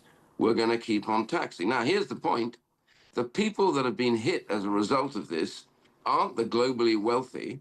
They are very ordinary people who probably, some of them, many of them, voted for the Labour Party at the last election in the belief that they would act to get the burdens of cost and taxation down on them, instead of which they see their party that they apparently voted for, hard-working people, has turned its back on them and is actually punishing them for being in work by upping their tax, hitting small businesses, making sure they can't employ people as a result of these costs and taxation. Businesses going out of business now. And we've never been, I think, for a long time in a worse situation we are commercially. The British economy is in deep trouble, and it's simple come back to the single root. The government has failed to recognise that if we don't get this economy back in order, and if we don't get welfare spending under control, then the economy is heading for the rocks and the country with it. How did you, when you were Work and Pension Secretary, just briefly, how did you attack that bill? Because you, I mean, I don't know if people, they should know this, you got this bill, you got the welfare benefits bill down. We can talk about the Parliamentary Labour Party, but you said about it with gusto, and you did something positive, didn't you? Well, my view was we had to reform the system so that you reduce benefits, for the most part, by getting people back into work. You know, when I left office, we had the lowest number of workless households since records began, the lowest number of children living in workless households, and we also had got close on 1 million people back into gainful employment who were now earning a living. And for the most part, I know that I was attacked on the left about, you know, this is all wrong. The truth is, it faced up to the responsibility that you cannot spend more than you earn. And the worst thing in the world for somebody is to be unemployed in many senses, to sit around not able to have the pride of cutting that paycheck, being able to go back, say, what I bought today, I earned my money to buy that. Now, I cannot tell you that it isn't just about earning money, it's about the pride that comes with being responsible for your life. Yes, there are those who cannot do that. Yes, they are the ones that we need to support and protect who are genuinely, seriously ill. But what's been going on since COVID particularly is all of that seems to have exploded. And the reality is too many people now see this as a way out of having to take that responsibility, which is shameful. It's become a knows that to be the case. That's the worst bit about this. It's become a He career and his choice. colleagues know that. It's become a career choice. And what sticks in the craw, I think, of thousands of people that listen to this, the alarm clock Brits, Ian, is that word I use every day, which is fairness. Because if you're saying to people, thank you for working round the clock and doing extra time and living your life within the confines of the law and being decent and family-orientated and all of those things, you look in the mirror and you go, right, let me get this absolutely right. There are illegal migrants coming to this country getting more, and I've just done a 60-hour week to look after my family and put food on the table. There are people on benefits, not the genuine ones, as you quite rightly say, but people who are gaming the system, have decided they can do that. And we're now in a situation where we pay more out in benefit payments in this country than we get from the Exchequer gets from taxable income. It's an absolute joke. And you did bring it down. And this, they have to... People have to know that this government are going to do nothing about the welfare benefit system. It's a bit like immigration to me. 10 years ago, if you even mentioned those words, you were in real trouble. The two most important things in this country right now are the cost of living, which is screwed because of our benefits bill. That's why public services are in trouble, and it isn't helped by an appalling immigration policy. And it's not rocket science. And all those people who would listen to you this morning and agree are being told they're far right or they're unfair or they're this or they're that. And I think people are, I don't mean ready to snap, but I do think the silent majority are going, this is no longer good enough. This is not acceptable anymore. This is why politics is fractured. This is why other parties are growing, because the average hard-working Brit... I mean, can you imagine in our lifetime, the Labour Party was about workers? It's not about workers at all anymore. It's not. It's based in Islington. Speak to any right-minded working man or woman. They don't recognise what the Labour Party is. Not in a million years. And I think it's a seminal moment for everybody in politics. I really do, because I'm with you. This country's on the verge of being skint. And unless somebody gets the bull by the horns and faces up to the welfare problem, the immigration problem, and bats back against the lefties and the ideology of, oh, you should do this and you should do that, I always want to say to those people, what, to the detriment of the people who work hard? Go and explain to them then, because it doesn't make sense to me. It doesn't. Well, that's exactly the point. That's why the most interesting thing that came out of yesterday, and there's a lot redacted, as you know, so there have been more to come out. But the most interesting thing was Pat McFadden's comments, because you could sense from him, and this is a guy, by the way, that's been around in other Labour governments, and his frustration with the present Labour government compared to where he was before. And I've, had rows with other Labour MPs and politicians and Labour governments before Blair and all the rest of it. But the one thing that seems to characterise this government and the leadership of Keir Starmer is their failure to face up to the genuine problems that exist in the UK. And worse than that, as we saw in the previous budget, they have gone the wrong way because they won't take care about getting welfare under control and the costs of government. They therefore have taxed far more of small businesses and those who go to work, making it really difficult for them to justify working hard because the rewards do not come for those who work hard. Absolutely. And that is, no matter whether you're Labour or Conservative, left or right, the number one concern has to be the well-being, the ability for people to lift themselves and their families into a better place by working hard. If that has gone, then we are truly in deep, deep trouble. Working hard should have its rewards. If this now is a case that working hard means just penal taxation, then the economy will not grow, nobody will bother to invest in the UK, and we will become that joke that we once, many, many, many years ago were, before we then had a change under Margaret Thatcher. It's Do you remember we had exactly- to call in it's the exactly IMF many years ago to give us a loan? We're back to that area now, I promise you. I've been through both. When I was in the army at that stage, I remember the depression that took place amongst army officers like myself who were leaving the army in droves because they realized now the government didn't give a damn about the terms of their service and about their earnings. And the same goes today. We are getting lots and lots of people saying there's no point being in the army, there's no point running a business, there's no point working hard because you might as well get on to benefits. This is the trouble. Once that starts, turning that ship around becomes an absolute massive problem for any government, and I'm afraid that's where we are today. Couldn't agree more. I remember in the run-up to the last election, obviously, you'll know, broadcasting-wise, we have to be straight down the middle, and I remember wanting to say on numerous occasions, because it was obvious the Labour Party were going to win, I remember green goddesses. I remember rubbish-strewn streets before Margaret Thatcher got in. I remember that the Labour government gave a 30% rise to every single trade union until they had no money left, and then they went on bended knee into the International Monetary Fund, and inflation was 30%. I remember all that. I'm old enough to remember it. And she came in and she was pilloried. She said, if you're going to strike, you've got to vote for it in a closed shop. We're going to get back control. People can buy their own houses. We're going to take less state control. All of those things. What's happened, I mean, sadly, in my mind, I'm not too surprised about. I'm surprised at how quickly it's capitulated. I really am, and I'm livid with your party, and you know I'm being straight with you, that this was allowed to happen, and I think you'd agree with that. But you're absolutely right. This country's on a precipice, and unless somebody grabs the bull by the horns and faces up to the detractors and says, no, listen, I'm elected, I don't give a toss what you... This is what's going to happen. This is what needs to happen. I think we're in dire trouble. Ian, listen, it's always an absolute pleasure, my friend. Thank you, and we wish you well. Have a great week. The wonderful Sir Ian Duncan-Smith, former Conservative Party leader. Thank you very much indeed. 7:25. We're live across the UK. It's Talk Breakfast, only 2 stories in town. It's out there, it's official. The Welfare Party, the Labour Party, is dead. Pat McFadden said yesterday, this was released.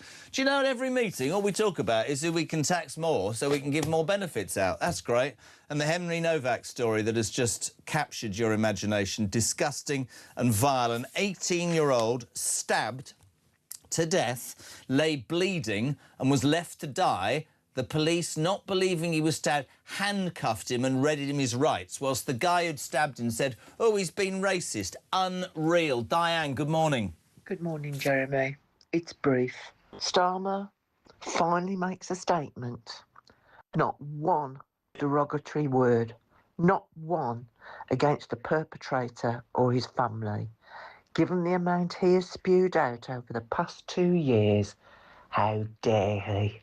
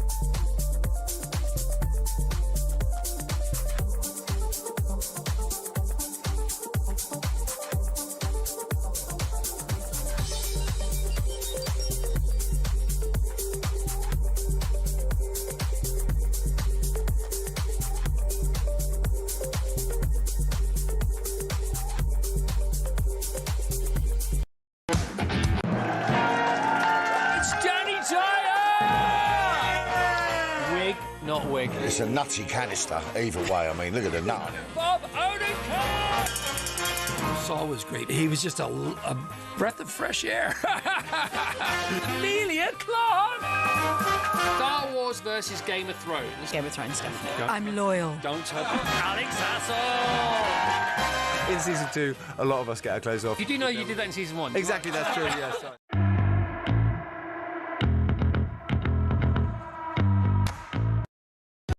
Across the UK, on DAB+, on your smart speaker, on your smart TV, and on your side. This is Talk. Welcome back, 7:30 Tuesday morning on a drizzly, wet Tuesday, just 7 days to when it was 40 degrees, that being in the Caribbean. You're waking up to Talk Breakfast, the home of common sense and the home of you, the alarm clock Brit, under attack, I would say, by the Labour... Well, we're not calling them the Labour Party anymore, we're calling them the Welfare Party, because the truth is out.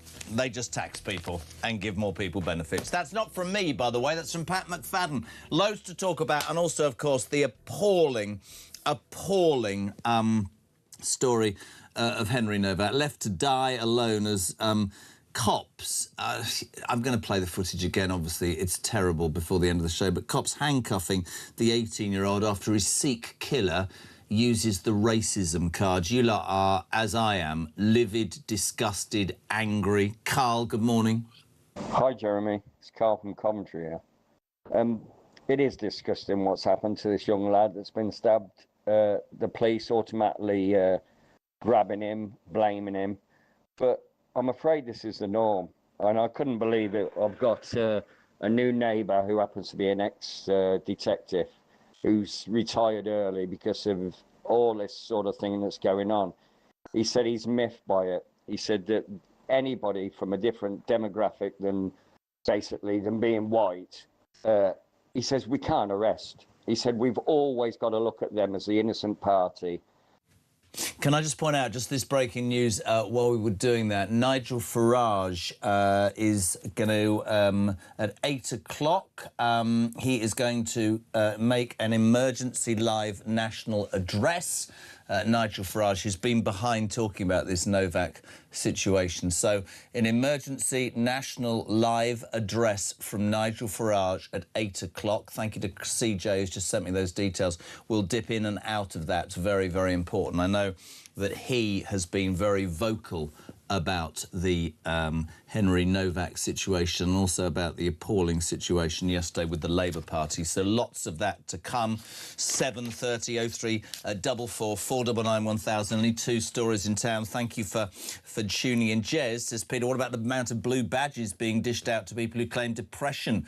Should they be behind the wheel? They're meant to be for people who are unable to walk. They're handed out like sweets these days. A lot of people agreeing with that. Others will say not every disability is visible. Jez, have you watched the video again, which is so difficult to do? It looks like Henry has stopped moving and the copper is still searching him. It's absolutely sickening, shocking and sad. I hope the police, says Don in the West Midlands, end up in the dock. So the Welfare Party is having a cabinet meeting this morning at 8. What other taxes will they raise? Bill from Romsey, and to repeat, Nigel Farage addressing the nation at 8 o'clock this morning. Interesting. We'll take that as well. Let's go to the ex-Labour MP, good friend of the show, Carl Turner. Carl, good morning. Good morning, Jeremy.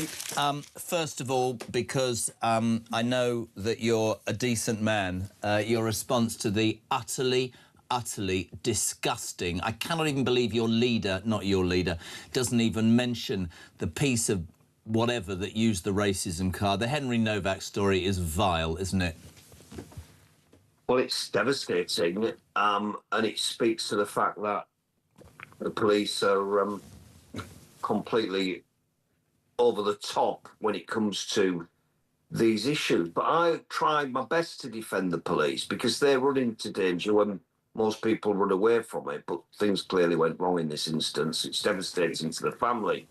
It's utterly devastating to that family, actually, and I just feel for them. What do you say? And I don't mean to put you on the spot, but you, like me, you're an honest guy. And I don't want to... a lot of the things, I mean, like the mainstream media, and I'm talking about Henry Novak, and a lot of people are very angry about that. This is from John, who says, I'm just a normal guy, but he said a sad fact about Henry's death is I believe that if it had been the other way round and Henry had been a member of a certain minority, there would have been now complete national outrage. The politicians would take note. They should take note. The family's response was beyond dignified, and I completely agree with that. I thought the father was... I could take my hat off to him, but there is a feeling amongst a lot of people that we have got to a point, Carl, where people will use the racism card. The police are paralysed with fear that that will happen, and this is all because we've gone to this woke, diverse, inclusive madness that means that things like that, a young 18-year-old, is not even believed. As Peter Blexley said, you won't have heard that, and he was a copper for 30 years. You arrive there, and the bloke who said that he's been attacked and racially abused brother is holding up the victim against the house wall. Use your brain, man. Look, honestly, Jeremy, this something went very badly wrong in this instance. And, you know, I mean, what can you say apart from how devastating this is to the family who've lost this young man in the most tragic of circumstances? It's devastating, isn't it? Do you think the coppers should be prosecuted? Well, I think it's inevitable that this will lead to a proper investigation, which might well require prosecution. I mean, it is a potential case where these officers will be prosecuted for this, potentially, and, you know, if that's the outcome, then that's what needs to happen, doesn't it? Buddy, I mean, 7:30... Can you imagine how this is just so devastating to that family, and I'm struggling to find the words of how you would possibly feel. No. In that instance. We've got kids, Jeremy. It's just... I know. It's just devastating. I got a 17-year-old in London this morning, and I feel like I should text him. Now, listen, you've been amazing for this show, and you've been honest and you've been candid. In fact, so candid have you been that you were removed from the Labour Party. Yesterday, and I don't mean to exaggerate, you won't like what I'm going to say, I think your party died.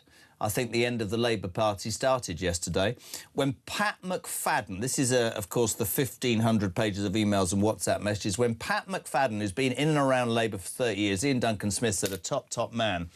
This is the WhatsApp message I'd love your response to. At every meeting I have, says Pat McFadden, all is asked is who can we tax more to pay benefits to others? On the front page of The Sun this morning, your response to Jack Elsom's brilliant thing, which is the welfare party. You know and I know that the welfare bill in this country is now greater than the Exchequer gets in tax for hard-working Brits who work. We are at a seminal moment, and this government is putting the benefits of those ahead, and many who don't deserve it. Let's make that point, Carl, ahead of hard-working Brits, and that is a massive problem for the Labour Party, isn't it?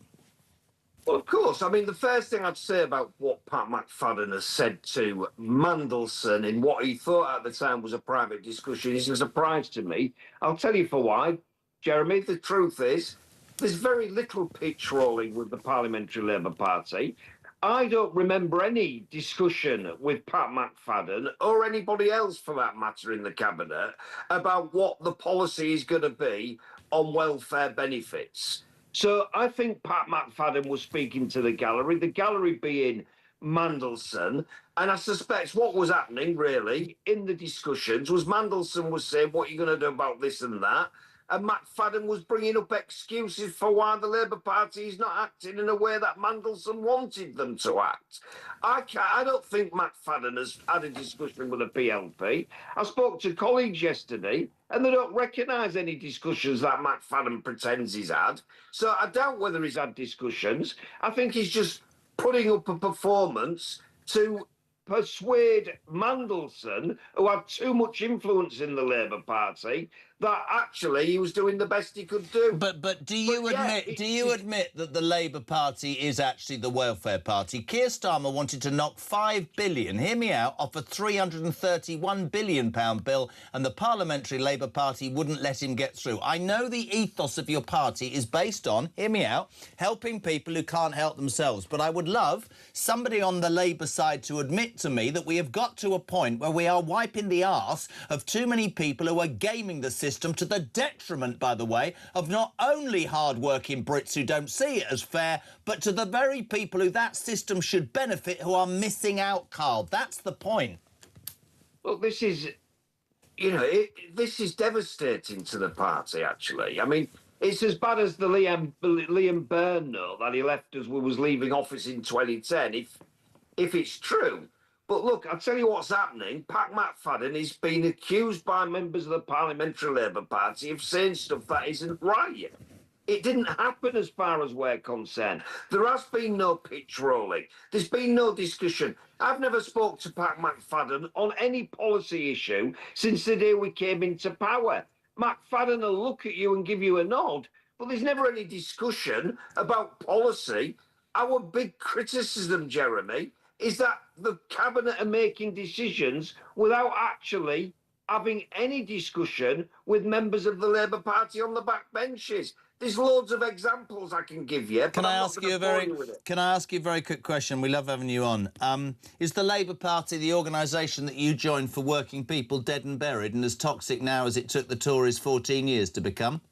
Well, it's just about there, isn't it? I think we're beyond the point of no return in many areas of policy. Look, the reality is the Labour Party is the Labour Party. The clue ought to be in the name. We're not the benefit party. We're not a party which exists to ensure that people can live and carry on and maintain a lifestyle on welfare benefits. We are supposed to be existing for working, ordinary, hard grafting people. So if this is right that McFadden's saying to Mandelson, then it's gobsmacking to me, but it has to change. The welfare benefits bill is bursting at the seams. We're about to be coming to a situation where we're spending more on welfare benefits than we are on defence in this country. Jesus. It can't carry on. It's impossible. We need to deal with it. That's the truth. And to be honest, great to have you on, Carl. Listen, don't think me rude. You know, you're a central feature to the show. We really appreciate it. I've got to move on. The excellent Carl Turner, independent MP, who stood up to Labour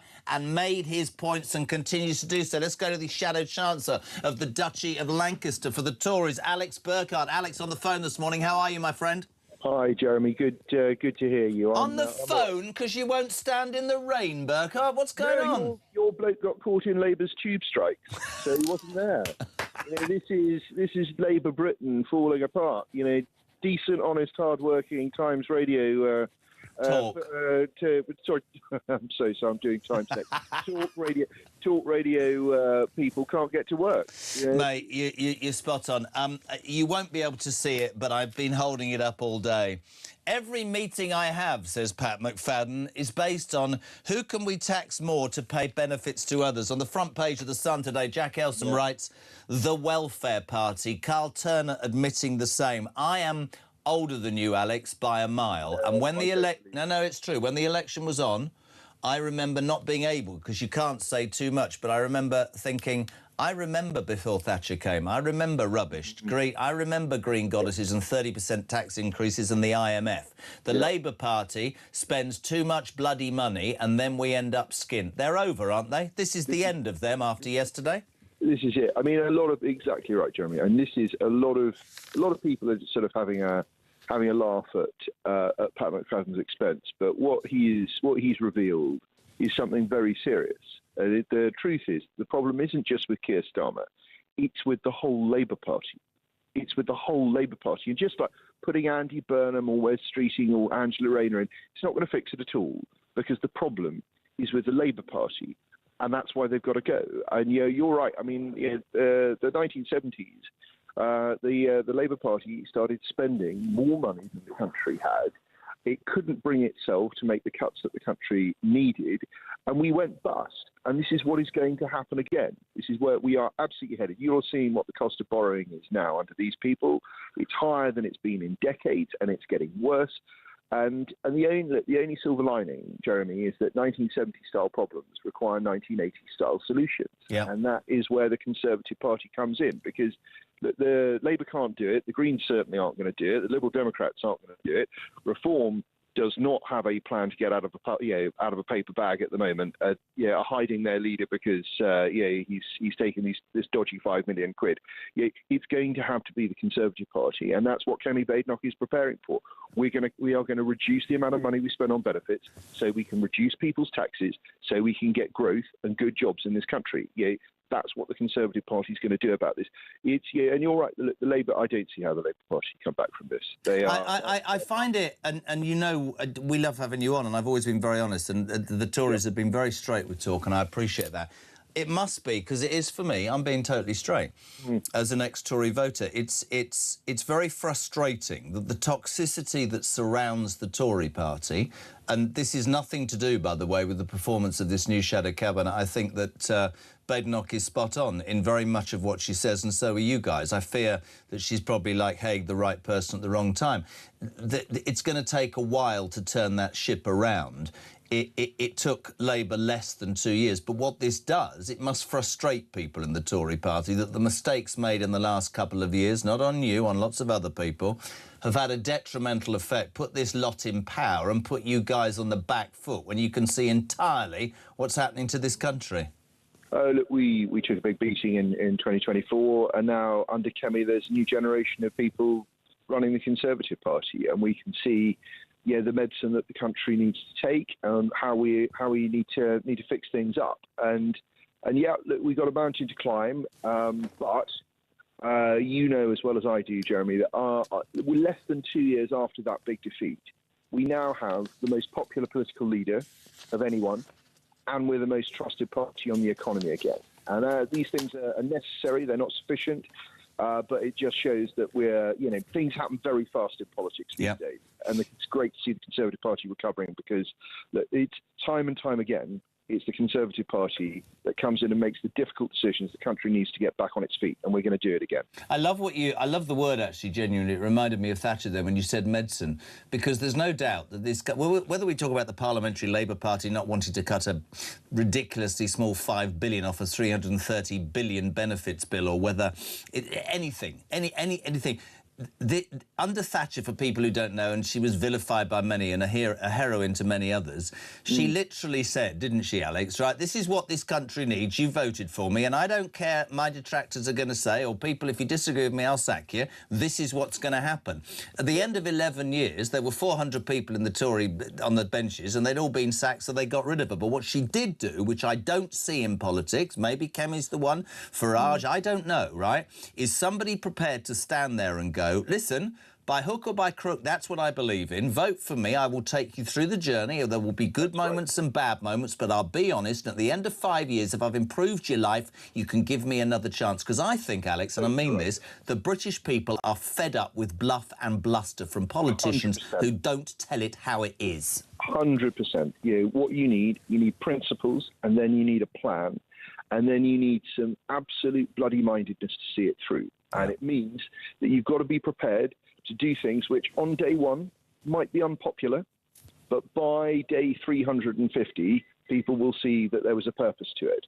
And people will understand that it was the right thing to do. And I'm afraid that there's only one political leader out there at the moment who has that kind of moral backbone and isn't just, obsessed with their own popularity for popularity's sake. And it's Kemi Badenoch. Well, we've been trying to get her into interview, and the lady went and got interviewed by that bloody Piers Morgan yesterday, who I taught everything to. So we'll have to have a word. I will have a word. If you could, we're very keen to get her on. I'd be fascinated to interview her. Can I just ask you before you go? I know you're hurrying off. By the way, if the Times Radio presenters ask you why the farmers don't support the Greens, just don't worry about it. Can I ask you for your response as the Tory representative today? on air. The Henry Novak story. Tell me, if your party was in government, that this... I'm sorry, and I've always been supportive of the police. They need to be prosecuted. The dignity that the father showed, but this racism card is beyond a joke, isn't it? It's horrible, and it's a very, very upsetting case. And actually, earlier this morning, I was talking to Kemi about it, and she said to me, when we were in government, I was the person going around to the police saying, you must not listen to this this so-called anti-racist industry, who are telling you that you have to behave in all of these ways. You must not do it. You are the police. You must be fair to everyone. And she was right then, and she's right now. The truth is that parts of the police leadership have taken us down into a bad place, and this is, and I'm so sorry for this poor young man. But this is the moment we have to wake up from this. There's many things I think about working Brits and the silent majority based on fairness, and whether it's illegal migrants or it's two-tier policing or it's benefit claimants doing better than those who are actually working. I think people have had enough. Do me a favour though, please put the word in for Kemi, because Christian's been, you know what Christian's like, he's off on holiday, doesn't give a damn. Thank you very much indeed. Top man, Alex Burkhart, Shadow Chancellor of the Exchequer. What is it, 11 minutes to 8 o'clock. Dan Hodges, who of course has been instrumental in, I'm going to say, bringing down Starmer, to be fair. Major part from the Daily Mail on from 8 o'clock. I have to say, I've got to say good morning to my mates. I don't quite know how to put this. Big Rob, less Big Al, and Sergey. I could say he's Russia's greatest golfer, or just... Never mind. They're on their way to Rotherham from Newcastle, which is in itself quite brave because it's piddling down. And they wanted me to know. I mean, these are all self-made men. These men have done very well in their lives, but they're all... It's not that they want to shout out. They want me to know that they're all suffering from anxiety. And if the rain on the golf course today affects them, they're all going to give up work and sign on tomorrow because they can't bleed and cope, which just about sums up this country. Morning, Tracy. Hi, Jazz. I've just watched the Henry body cam. Oh, there's no words. There's no words. I lost my son 6 months ago, and that is just absolutely heartbreaking. My thoughts and prayers go out to his poor family. Thanks, Jazz.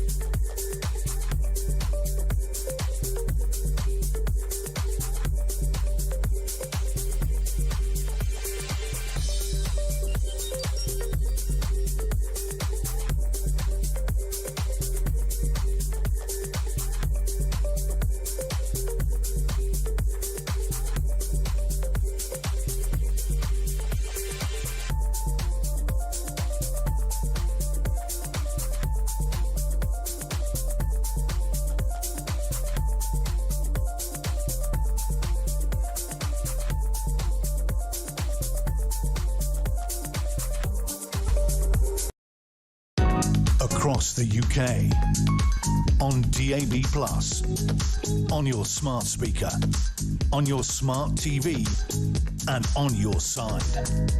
This is Talk. Welcome back, 8 minutes to 8. If you're heading to Rotherham, good luck. So, loads of fallout over the Mandelson messages. Pat McFadden saying, every day I go to a meeting, it's all about who we can tax more so we can pay more benefits. You're outraged about that, and you're outraged about the Henry Novak case. The 18-year-old stabbed by a Sikh gentleman who played the race card, and police believed him and left an 18-year-old to die in the road whilst handcuffing him, whilst he said, I can't breathe. I've heard about outrage. An hour ago, Peter Blexley, who was with us, fully vented. Have a listen.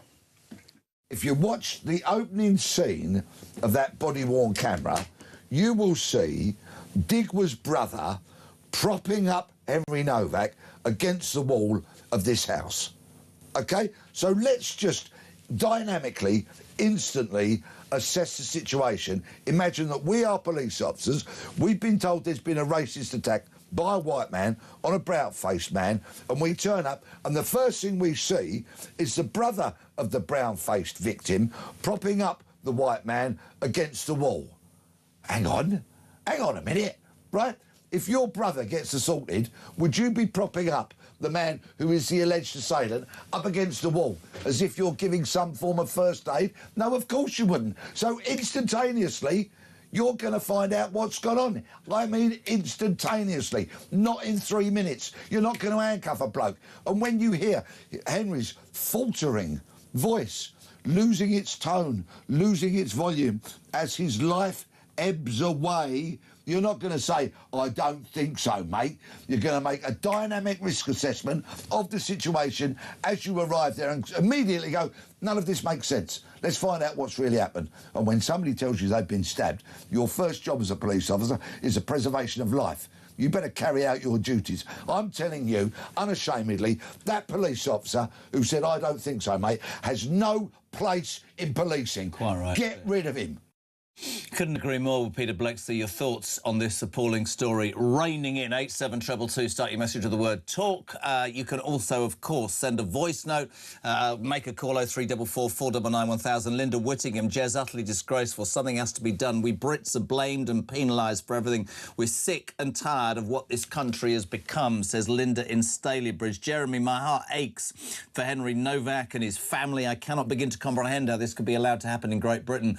The culmination of this leftist-infested, incompetent government, the leftist infestation into every now institution is killing the country in short order. They've ruined wealth creation, destroyed British values, and I don't know where it ends. Vic says, why don't the government tax people on benefits? Whoa! Gary's in Bridgewater. I have a joke about that, but I'm not doing it. He says, I'm on benefits following a motorcycle accident which left me with severe arm injuries, PTSD and epilepsy. I was 52. I worked until I was 59 when my wife died. Sob story out of the way. I only claim PIP, but the reason I'm telling you this, on PIP I could get a subsidised car. I can't have a driving licence due to epilepsy, but I can have a state-subsidised car. Make sense of that. People are taking the mickey. You're right. Morning, Jez. I got up this morning. I'm totally disgusted with these videos about Henry and the welfare. I'm 60. I used to respect the police and the uniform. I really don't have any respect whatsoever for so many things anymore. I always do the right thing when it comes to being self-employed. I pay my tax. I don't break the law. I support my family. What is the damn point when I end up looking at what we've become? Hello to Jeff. Henry was murdered a long time ago, Jeds, before that thug took his life. He was murdered by successive governments and DEI. The people responsible are the people in Parliament. We're almost at 8 o'clock. We're live across the United Kingdom. Talk Breakfast is on. It's the home of common sense. Dan Hodges, the man who started the campaign about the text messages, about Mandelson and about how Starmer's hands were all over it, is live from 8 o'clock, the day after those messages and WhatsApps are revealed. Do you know what's really interesting? Nobody's phoned up and gone, Starmer's gone, because he is. I'm telling you that the Labour Party is dead and buried. We're renaming it the Welfare Party. We have the news at 8 and Dan Hodges next on the home of common sense. This is Talk.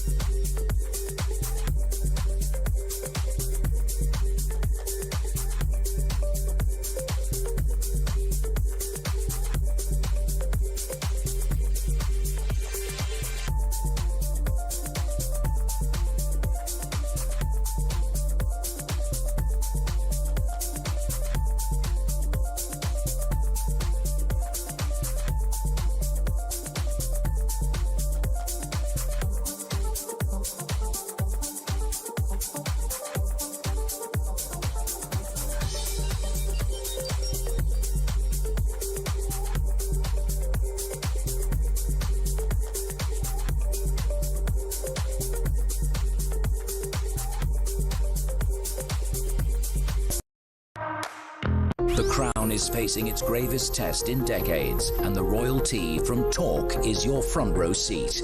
With royal reputations under pressure and probing questions about public trust, we unpack every twist and revelation with the biggest names in the business. From the throne room at Buckingham Palace to a mansion in Montecito, we follow every royal ripple.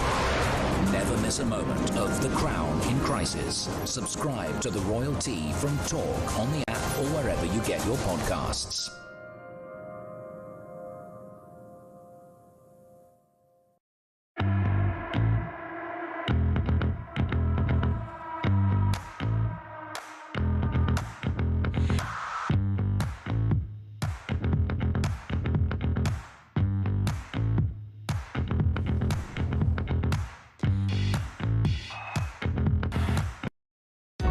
Across the UK, on DAB+, on your smart speaker, on your smart TV, and on your side. This is Talk.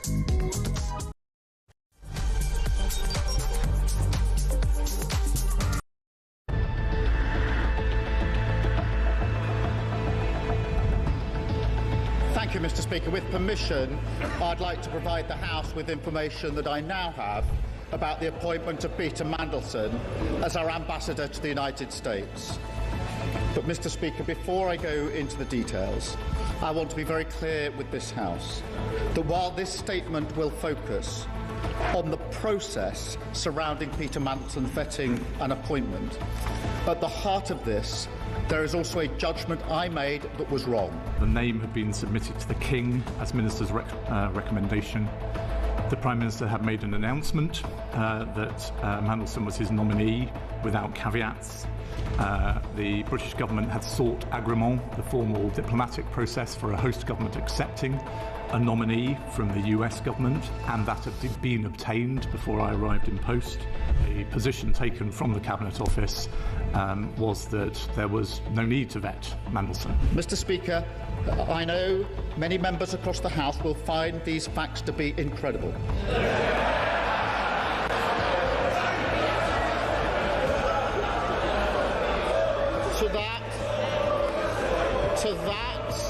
To that, I can only say they are right.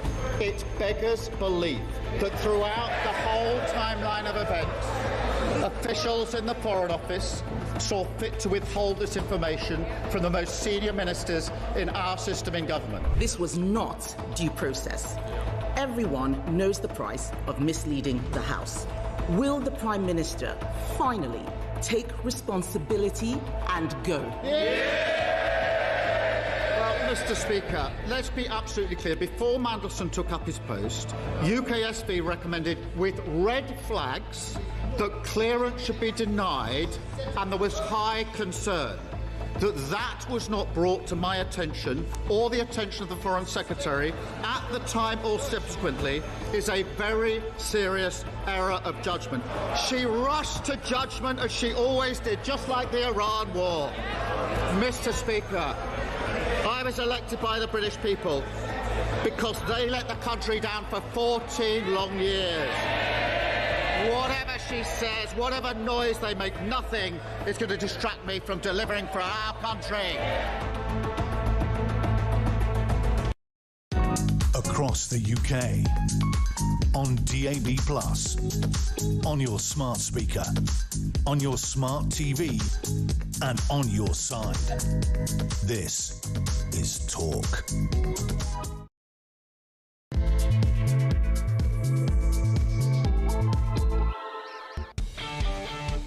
Welcome back, or welcome along a busy Tuesday morning. The rain is falling across the UK a week on from a heat wave, and people think that they're going to moan about the weather today as well. I can't be having it. Listen, wherever you are, alarm clock Brits, whether you're on the way back from a night shift, you're already at work, you've been there since whatever, you're on the way to the school run, whatever, this is your station. It's the home of common sense. It's where your views on the day's news matter.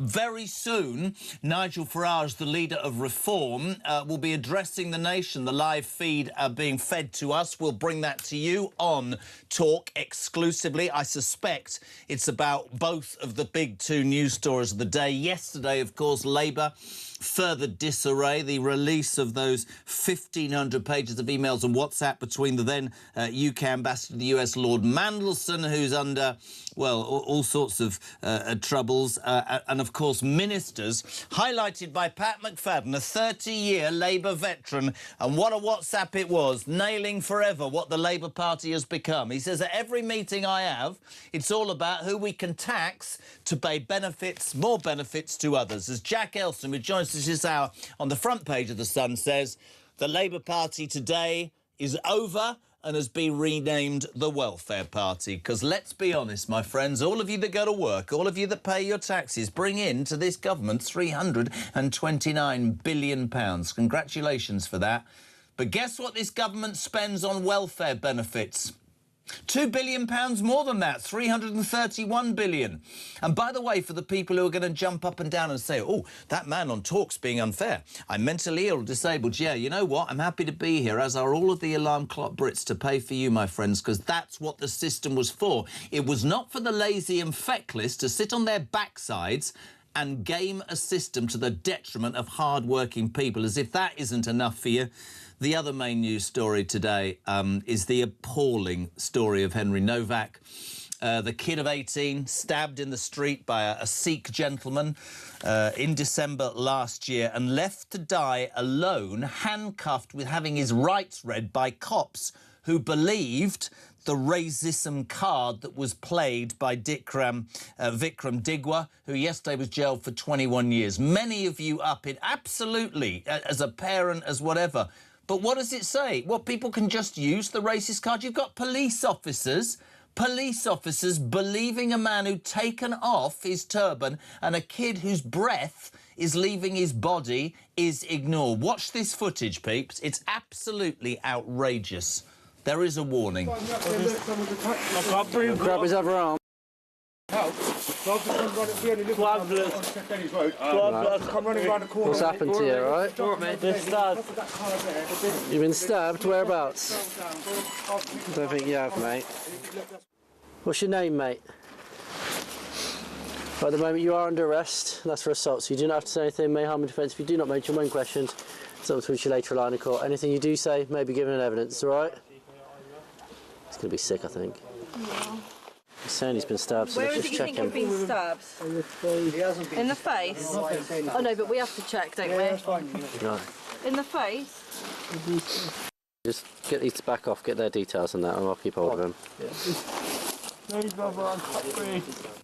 This kid is dying on the floor, and Claire sums it up. I can't fully watch the body cam footage, but please can someone tell me why someone needs to be even arrested and handcuffed for racial words? How about if someone is called a gammon? Racial injustice has been too overcorrected. Victimhood is creating a divisive society. So many of you.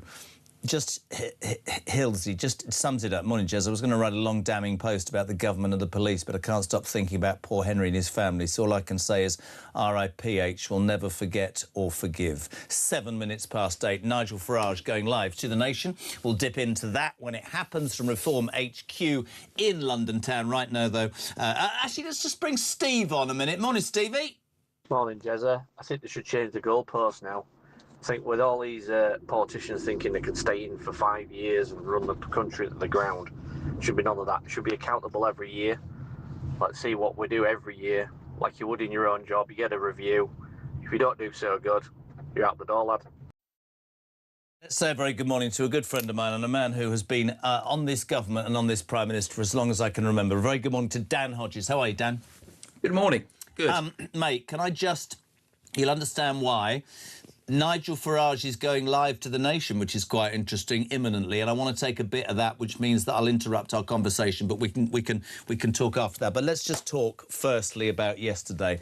The headline in the Telegraph: every meeting I have, says McFadden, who can we tax to pay benefits to others? On the front page of the Mail, Labour's poisonous puppet master and the £1 million cover-up. I don't want to give you a gold medal, but how spot on have you been for absolutely months? I would go as far as to say that the Labour Party died yesterday.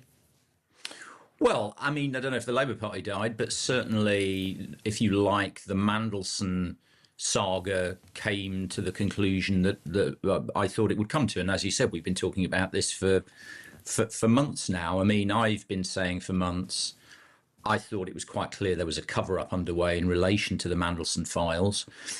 We don't need to debate that anymore, because yesterday we had the proof, and I've sort of detailed that in my column in the Daily Mail this morning. The fact is, obviously, we had 1,000 pages of documents. Most of them were meaningless, or certainly a vast number of them were meaningless, because they had been redacted to the point of irrelevance, almost comically so in certain instances. But as we suspected, and as I'd written about before, the key communications and the key issue was basically disappeared, if you like. There is no communication at all between Keir Starmer and Peter Mandelson, Keir Starmer and his senior aides, dating from the point at which they were discussing the appointment of Peter Mandelson, which is obviously the key period, and the period that, you know, the House of Commons demanded the documentation for. And, you know, I think in some ways even more significantly, given his role in it, there is no communication at all from Morgan McSweeney to Peter Mandelson. And it's on that issue where, as I say, the cover-up is now proven. Because at the end of April, you saw it, we all saw it, it was commented on at the time. Morgan McSweeney appeared in front of the Foreign Affairs Select Committee, was specifically asked by Emily Thornberry, will messages from you to Peter Mandelson be published? And Morgan McSweeney said, yes, they would be. He didn't say, oh, they don't exist anymore because I had auto-delete on my phone. He didn't say, no, I'm afraid they won't be published because my phone was stolen. He simply said, yes, my messages to Peter Mandelson will be published. And they haven't been. So we now know for a fact there was communication between the two men. Morgan McSweeney was aware of the communication. He had a record of the communication, and that communication has not been published. And so, as I say, the cover-up is proven, and there's no doubt about that. By the way, the article's fantastic. Page 9 of the Mail, which Peeps goes into such details today. A whitewash to make Nixon blush, but it's all pointless because we know how this ends for Keir. It was almost interesting to me yesterday, and you've been following this story, Dan, that nobody was saying, oh, this is bad news for Starmer. Exactly as you put it in the article today, everybody knows he's toast. This was almost more about how had this poisonous piece of whatever infected all these ministers. And as Ian Duncan Smith said, Pat McFadden's a decent man, but he said they've all been affected. Where's streeting? I mean, you'd end up believing that Mandelson, a couple of things that he said yesterday were true. He questioned whether Starmer had sufficient political verve, no, and warned that voters need to trust that Labour will be true to its word, no. He called Ed Miliband's behaviour stupid, yeah, and said the government had not worked out how central energy supply and costs are absolutely important to our economic future. Spot on. I mean, you look at it, and we've had this discussion before. Cover-up is absolutely right. I cannot get my head round at the end of all of this, and we'll talk about it forever, but I just don't know how this man, his leering face on the front of your paper, how did he have such control, Dan? It's almost like I want to ask you a stupid question like, did he have dirt on people? Is he super intelligent? How did he infect, I think that's the best word, so many parts of this Labour Party? Are they so thick they couldn't see this? Well, I mean, as we know, one of Peter's skills was to be able to ingratiate himself with powerful people, and that's part of what he did here. And I think, as I said, one of the things that is clear in the documents that have been published is the extent, as you say, to which Peter Mandelson was not simply Britain's ambassador to Washington. He was effectively ambassador for the entire government. I mean, you can see, I mean, and this is part of, again, as what's been exposed. There are enough messages in which people reference, you know, as I quote in the paper today, there's one thing where Mandelson literally says, oh, God, you know, Morgan's just sending me all this stuff and I don't know how to respond to it anymore. Now, as I say, what Morgan has been sending him has not been published, and it has fallen foul of the cover-up.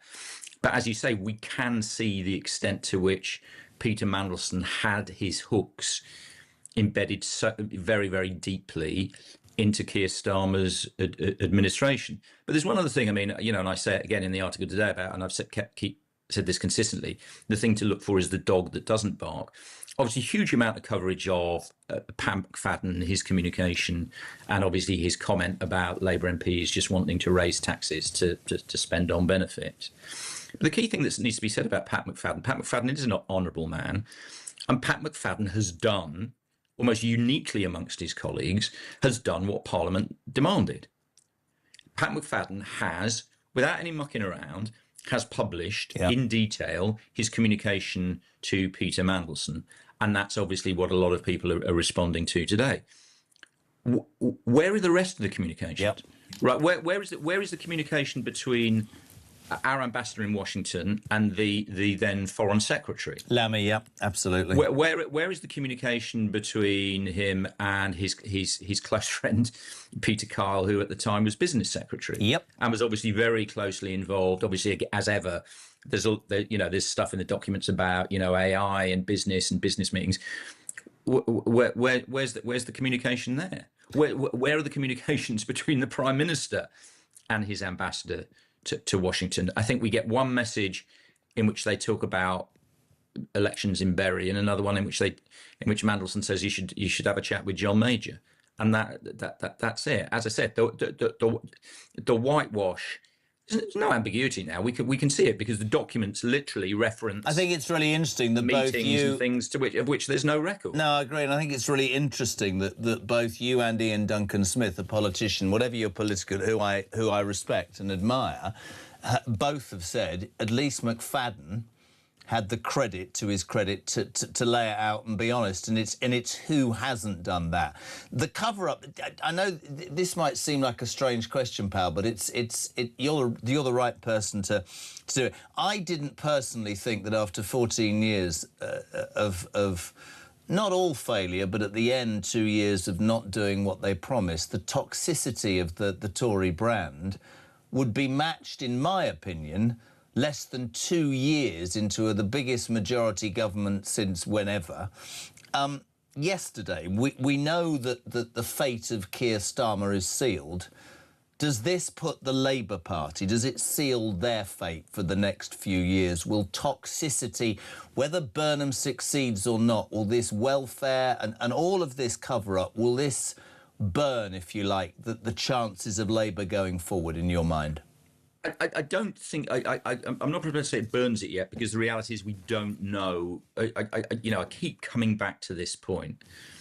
We will not know what the broader political situation is facing the Labour Party until Keir Starmer is gone. Yeah. Because, as I say, I keep using this phrase, he's such a distorting prism, right? He's so despised, rightly or wrongly, across the country that we just literally will not know. Yeah. How people view the Labour Party. Now, obviously, we'll have a clue in the by-election that's coming up. Obviously, we've got to wait and see what happens. Certainly, all the moon music I'm getting back from people across all parties actually is it's looking quite good for Andy Burnham in Makerfield at the moment. But that's Andy Burnham. Andy Burnham is obviously positioning himself as a particular and unique brand. What I do think is certainly the welfare issue and the framing of the welfare issue and how Labour deals with the welfare issue is going to be a key element of whoever takes over from Keir Starmer. How they address that moving forward is going to be a key element of what Labour's sort of post-Starmer. But I agree with you. This is my point. And I'll list the candidates in Makerfield in a minute, because with broadcasting, whenever we mention it, and we will mention it, we have to do that. If Andy Burnham wins Makerfield and challenges Keir Starmer and becomes the Prime Minister of this country, there are two things that I want to say to you. One is, you're absolutely right. Immigration and welfare are central. Whatever you are in this country, wherever you live, they are central. But a man who purports to want to take the Labour Party to the left, the same as I believe Angela Rayner would, the same as I believe Ed Miliband was, because I'm not sticking up for Starmer, who I think is the worst thing we've ever had. He is a little bit more centrist than a lot of people on the Labour left would want him to be. if he can't get a £5 billion cut out of £331 billion benefits bill, Andy Burnham, Angela Rayner, Ed Miliband or the rest of the world ain't going to get any more. The fact of the matter is, and I really want your opinion on this, right? Whoever succeeds is going to have a massive problem, and a lot of people disagree, but I think the clamour for a general election will be deafening from all sides for too long, because I don't believe the British people, and the Tories got, and I've said this straight about defections, and I've said it about Major, and I said it about Sunak. I'm not sure that you can stand there and say, I'm the Prime Minister, when I'm going to change a manifesto that the ex-person stood and got elected on. I just don't think it works, Dan. Genuinely, I don't. Well, I mean, there's a couple of points. I mean, firstly, on the general election, I mean, there's just not going to be a general election. I mean, the reality is whoever takes over is not going to do a suicide run and immediately call an election when Labour is still in a relatively parlous political position. In terms of the broader thing, I mean, the reality is we saw transitions from David Cameron to Theresa May, from Theresa May to Boris Johnson, from Boris Johnson from Liz Truss, from Liz Truss to Rishi Sunak, and we didn't have general elections. So people can speculate on it and are happy to engage in the speculation, but I'm just saying the fact is it's not going to happen in that way. In terms of your broader point, which is I think that the reality is, I mean, you're saying if Keir Starmer couldn't get welfare cuts through the Labour Party, nobody can. I would actually reverse that.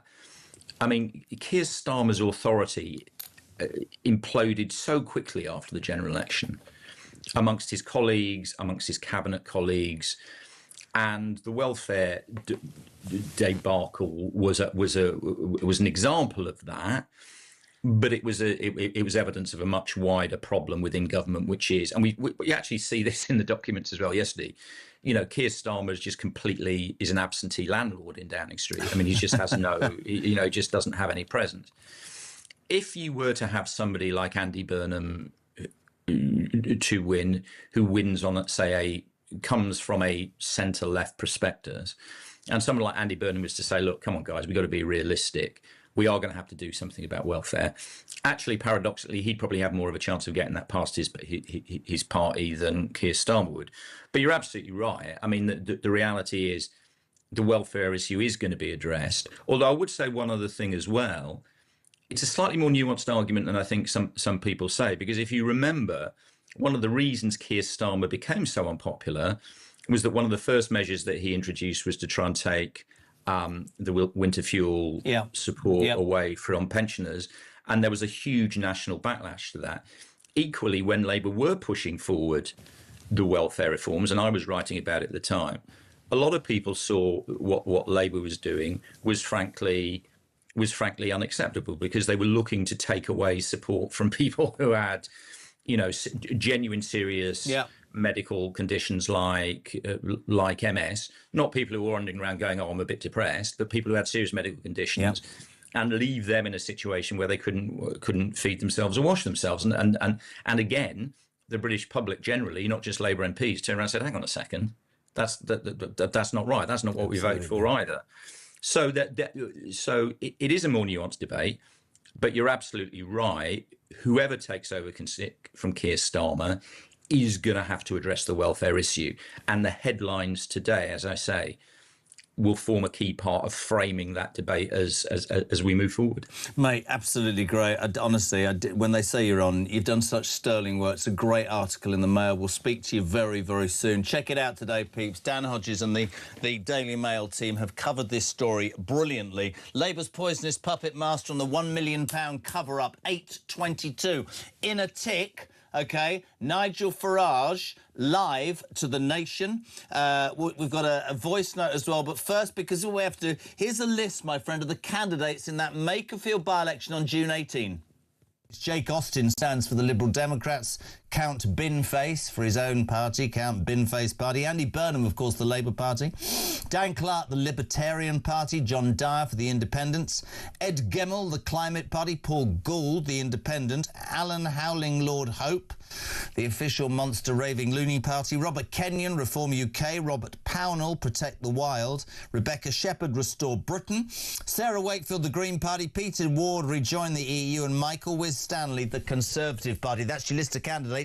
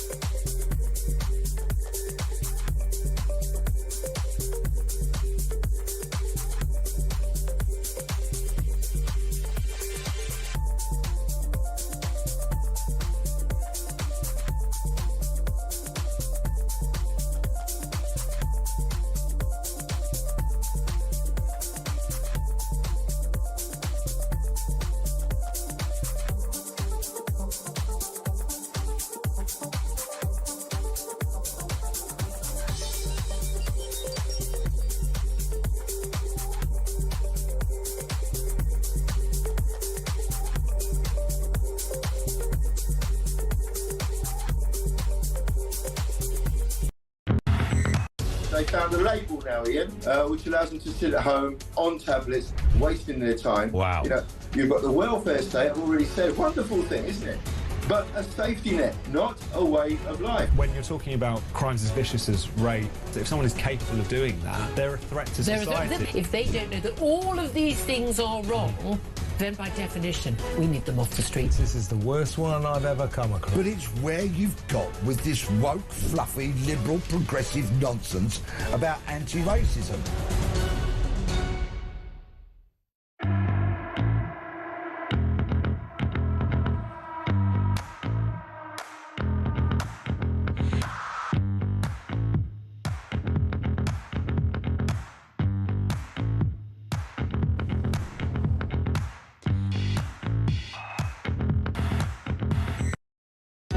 Across the UK, on DAB+, on your smart speaker, on your smart TV, and on your side.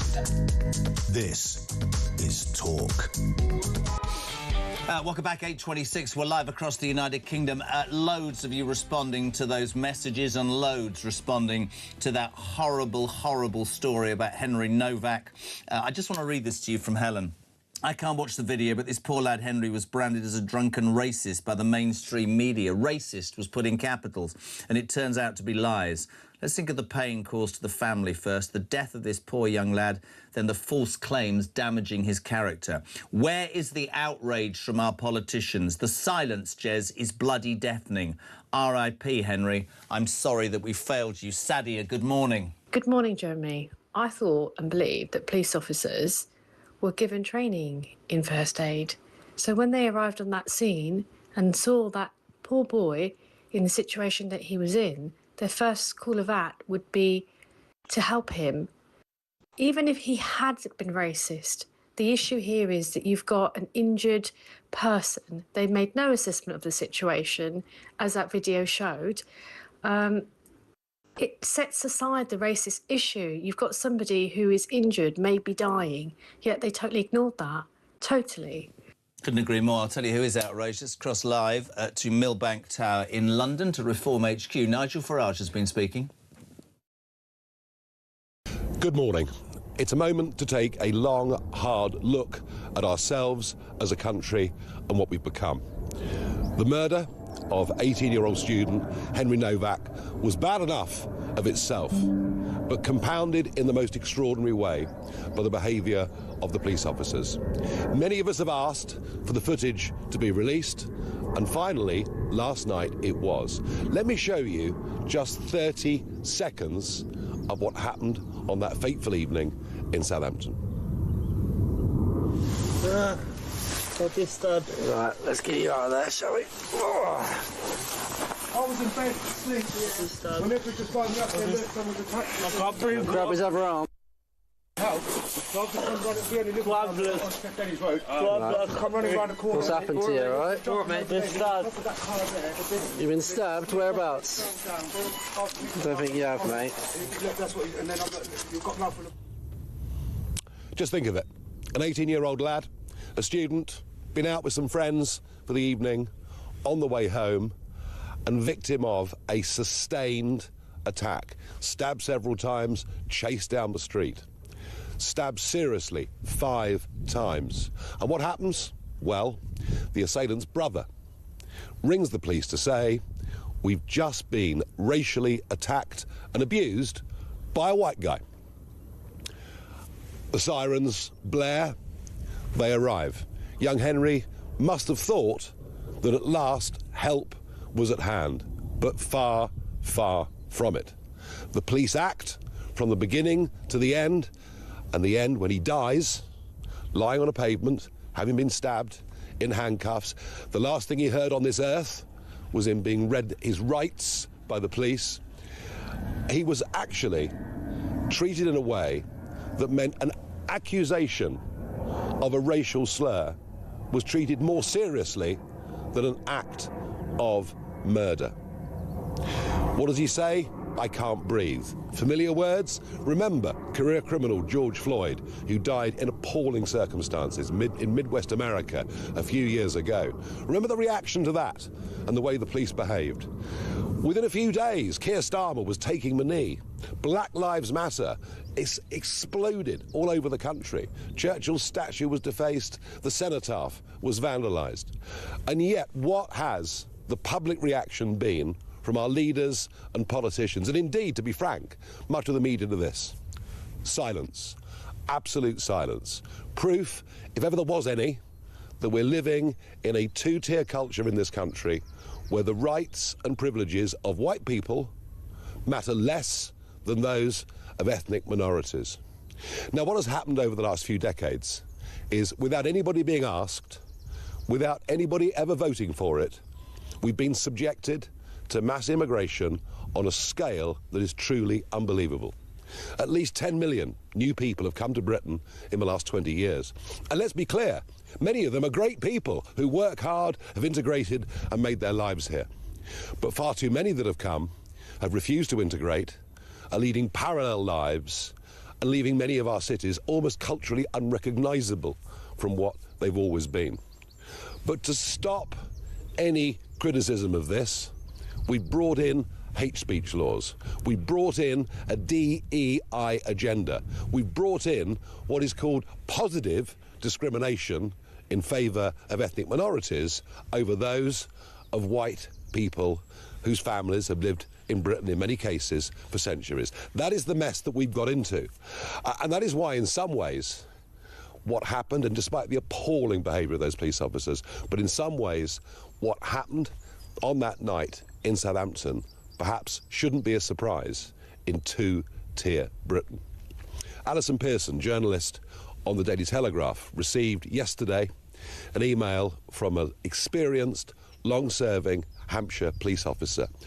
In it, he makes perfectly clear that the police are told that they must respond to situations in different ways according to the ethnicity of those involved in the crime or potential crime. He also describes how a DEI agenda has gone so far through the police that people now get promoted not on the basis of merit, not on the basis of ability, but on the basis of what their racial or religious origin is. That has led to a decline in policing standards. But think of this. Much as we may condemn the 2 police officers involved here, think of this. The biggest fear a police officer now has, going about his or her duty on the street, is the fear of being reported for having acted in a way that was racially biased. That fear, now greater than dealing with a dying man living on the ground. Henry's family have responded to this in just the most extraordinarily dignified way.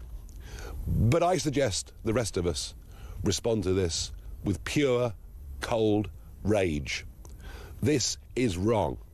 All the values and standards of living in a free country where everybody is judged equally before the law have been trashed and thrown away.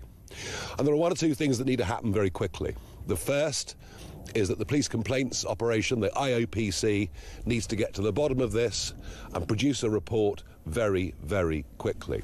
Secondly, even through to sentencing, the sentence given was actually lower than the recommended minimum for a sustained, aggressive, murderous assault. And I'll be writing today to the Attorney General asking him to review the sentence.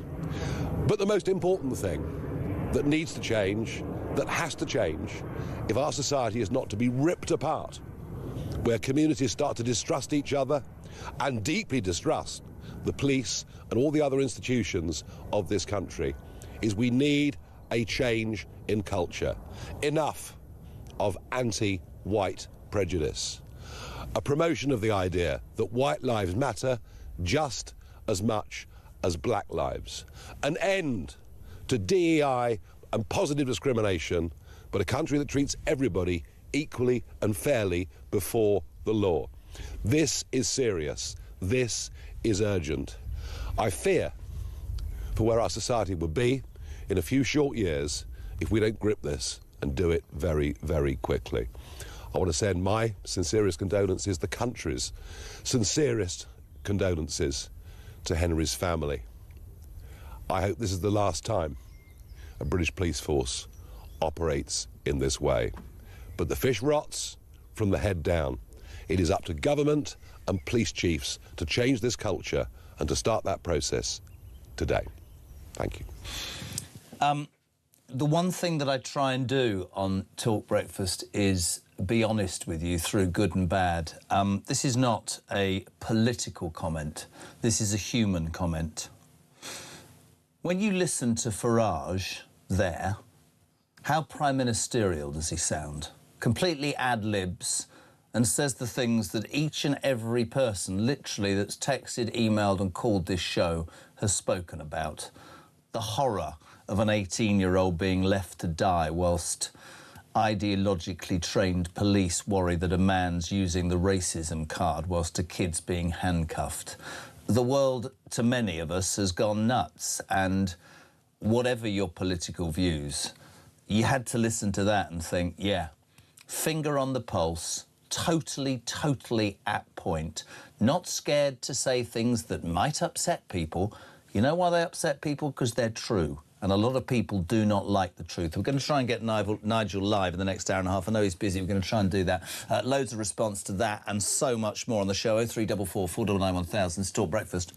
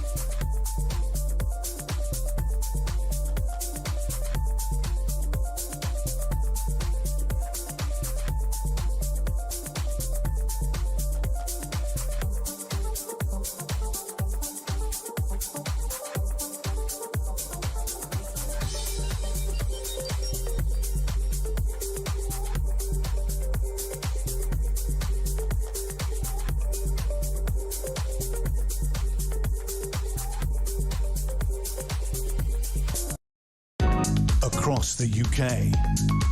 On DAB+, on your smart speaker, on your smart TV, and on your side. This is Talk. Welcome back, 22 minutes to 9 o'clock. We're live across the UK. This is Talk Breakfast. Loads of you responding about Novak, loads of you responding about the Mandy Files. One person we had to get on today, I mean, the front page of The Sun today is absolutely spot on. We have renamed The Sun, we've renamed the Labour Party the Welfare Party. Jack Elsom, good morning. Good morning, Jeremy. How are you?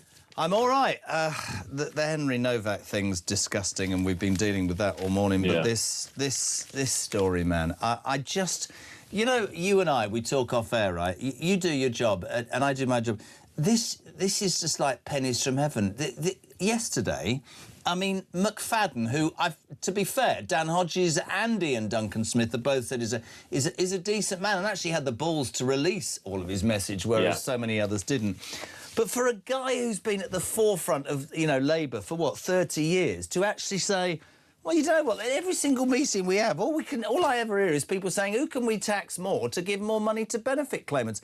I think that the Labour Party died in part yesterday, and I can't believe that they're as toxic now as it took the Tories 14 years to be in less than 22 months.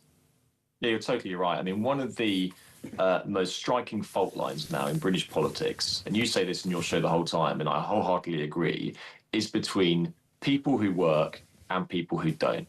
And we have an ever-shrinking pool of workers subsidising an ever-growing dole queue to the tune of tens of billions of pounds every year.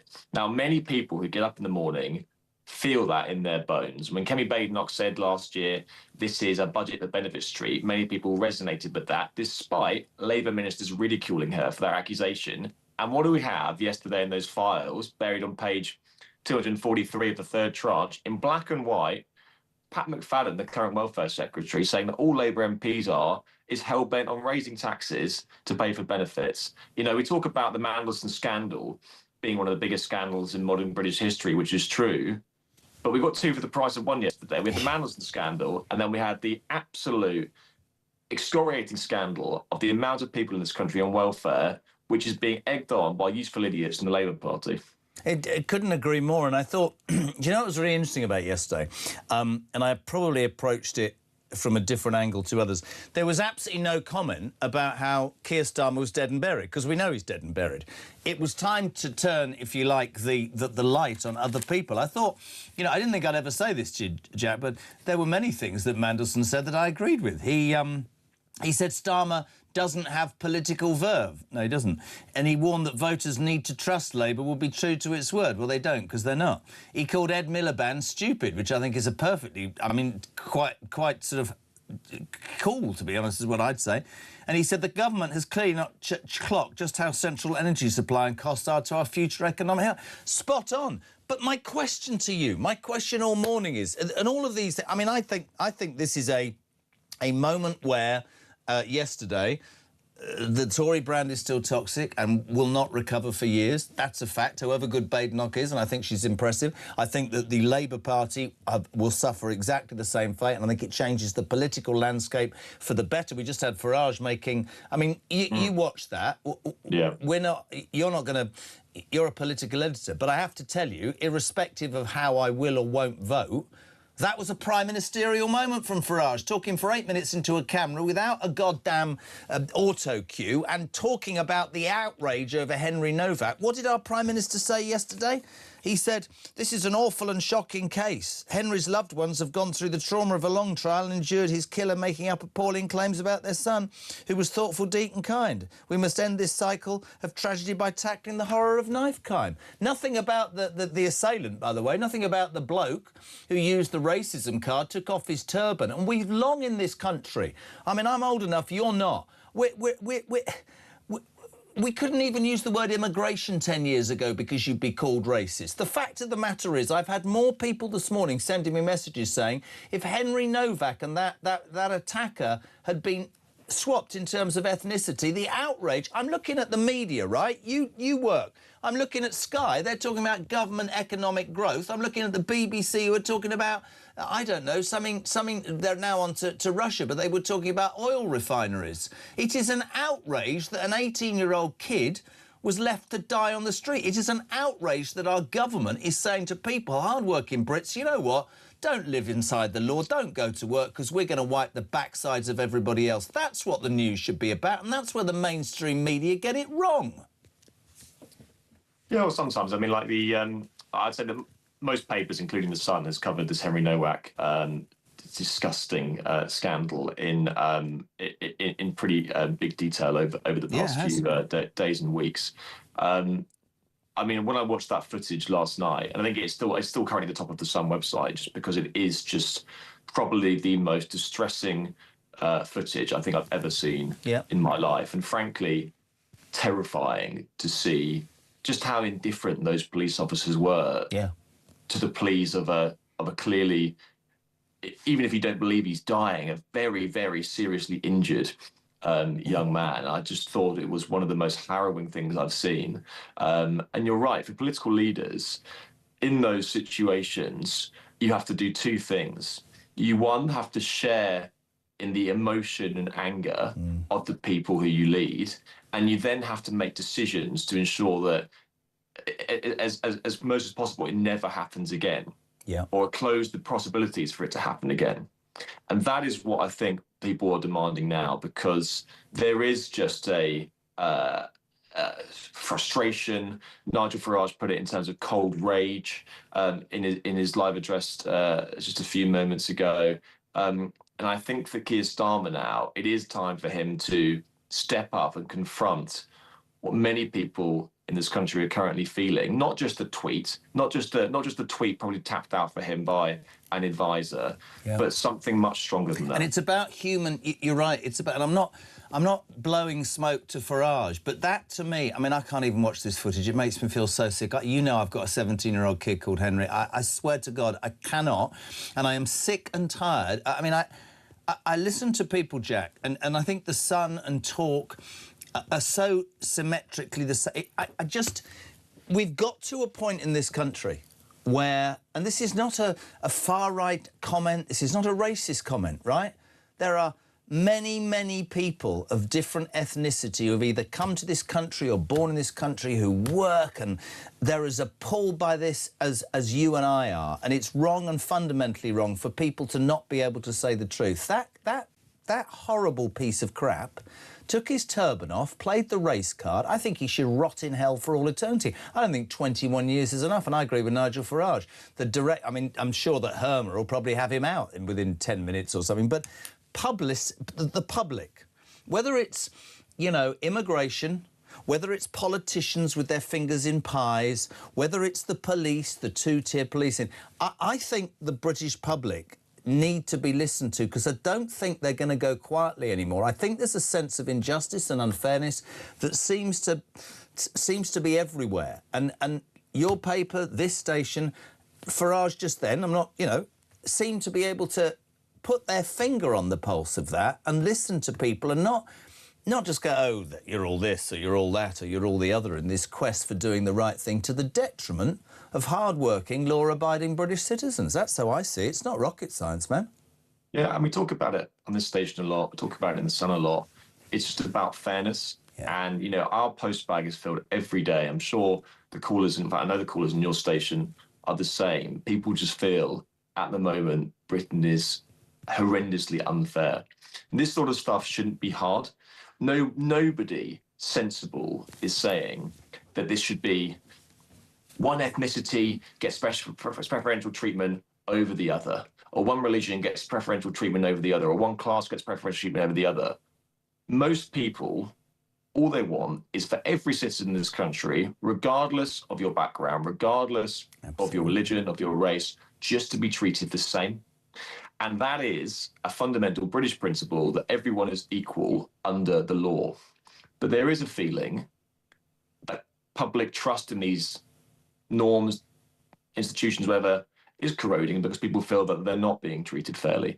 And I think that is the danger which Britain is going down currently. And you know what?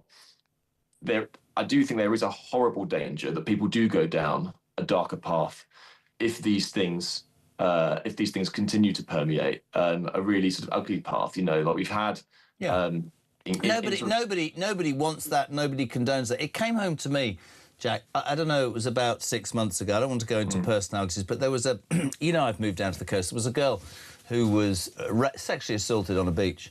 It happened to be a couple of migrants. That was a fact, and it came to court, and the guy was let off because apparently something to do with religion. Appalling.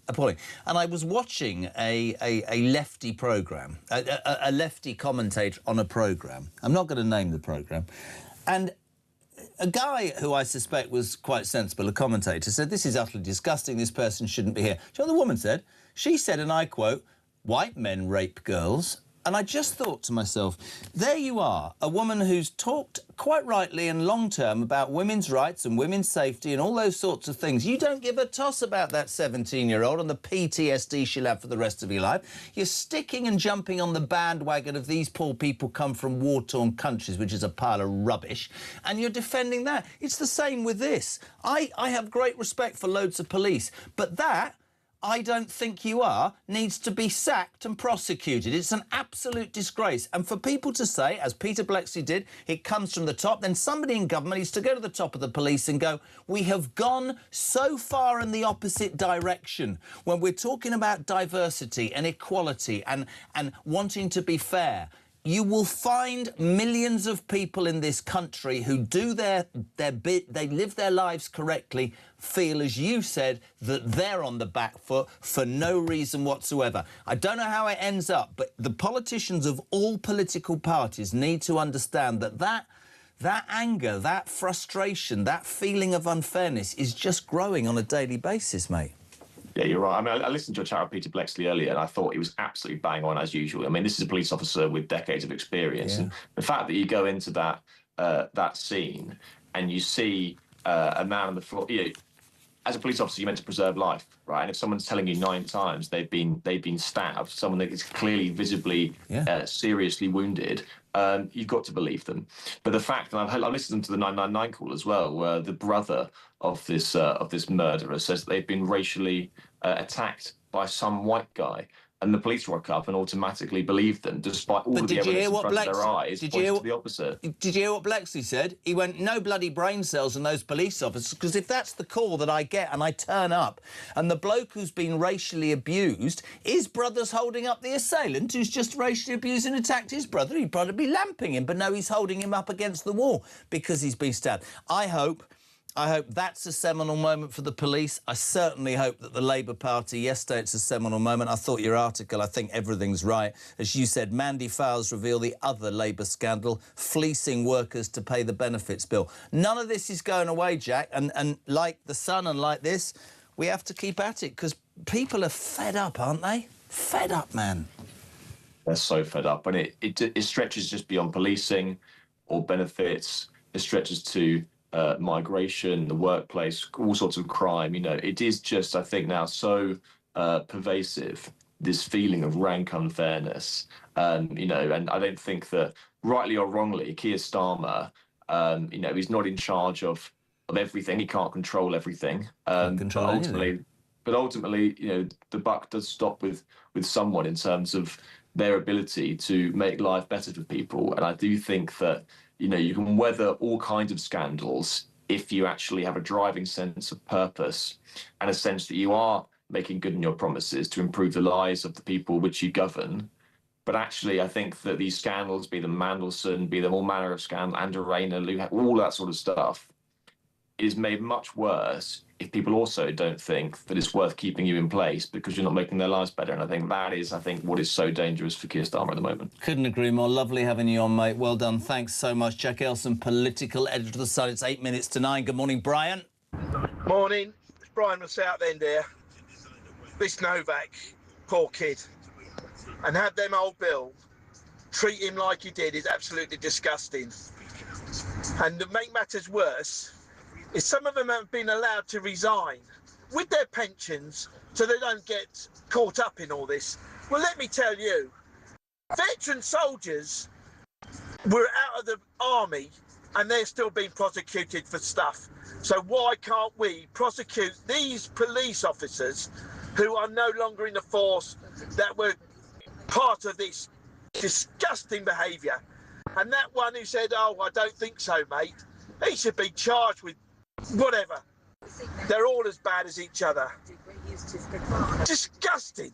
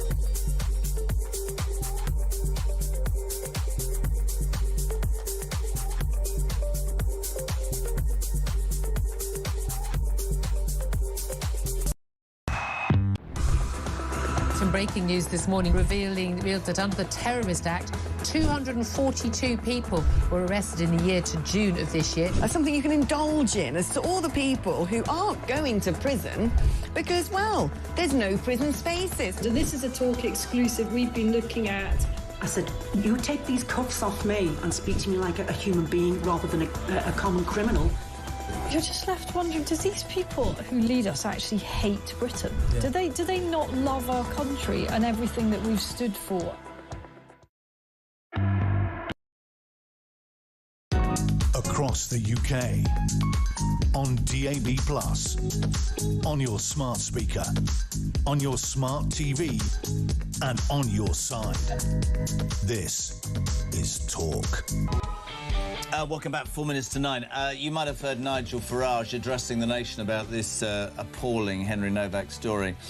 Dale in Stenning, I think, sums up what many people have said. Farage really is the genuine article, in my opinion. I think he articulated that whole speech in the most perfect way, while still keeping in mind how devastating this is for the family. Always rest in peace, Henry Novak, and may your name never be forgotten. I don't think it will. I think it'll be a seminal moment. Big M, can you push the button? 90 minutes in 90 seconds. From The Sun. Very good morning to our, well, the Sun's football reporter, Jack Rosser. Good morning, Jack. Morning, Jeremy. How are you? Well, obviously not too happy because I'm a West Ham fan. Do you want to have your moment? It could be worse. You could be a Southampton fan. Are you a Southampton fan? Back of the page today, Trouble Agent. We saw all the Spygate and Southampton thrown out. Does Eckert, or whatever his name is, he's got to be fired, doesn't he? His fingerprints are all over this. Well, that's what everyone thinks, and I think it's what a lot of Southampton fans were hoping to see. The owner has come out this morning in an interview with BBC Sport and said that he's going to stick with him. So wow, that's going to be a huge surprise to a number of people in football. Not only is he looking to stick with the manager, but the senior leadership who have all been involved in this in various degrees. We saw a lot of written reasons yesterday where the club lied to the Football League or misled them initially before. How do you feel as a Southampton fan? Embarrassed? Did you agree with being thrown out the playoffs? Serious question. Yeah, it's an embarrassing thing for the club. It's tainted the club's image for a long time. I think you couldn't... I was surprised the EFL kicked them out because of the size of the sanction, but I don't think the club can argue with it. A lot of fans and players will be angry with it. I'm not my anger would more be directed at the club in terms of how they've handled this and what they've done.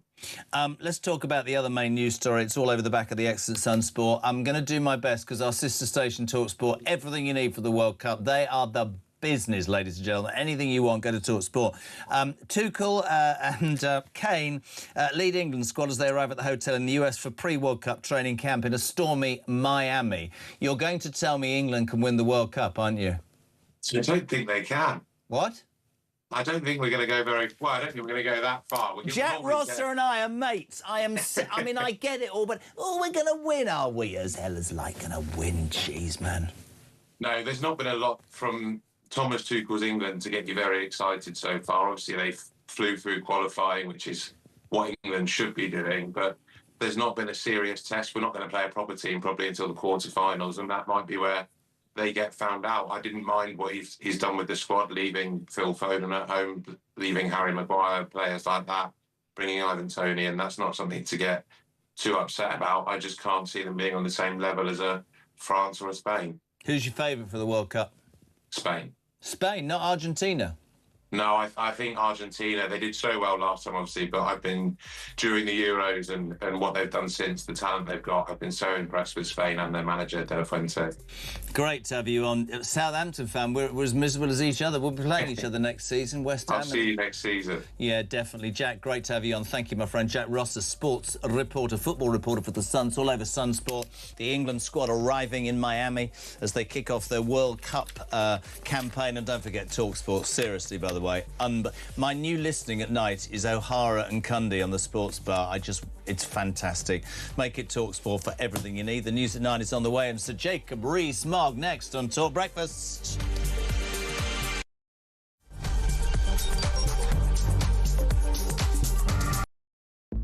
You know, you have to remember that Peter Murrell has been the chief executive of the SNP for nigh on a quarter of a century. He's been with Nicola Sturgeon since 2003.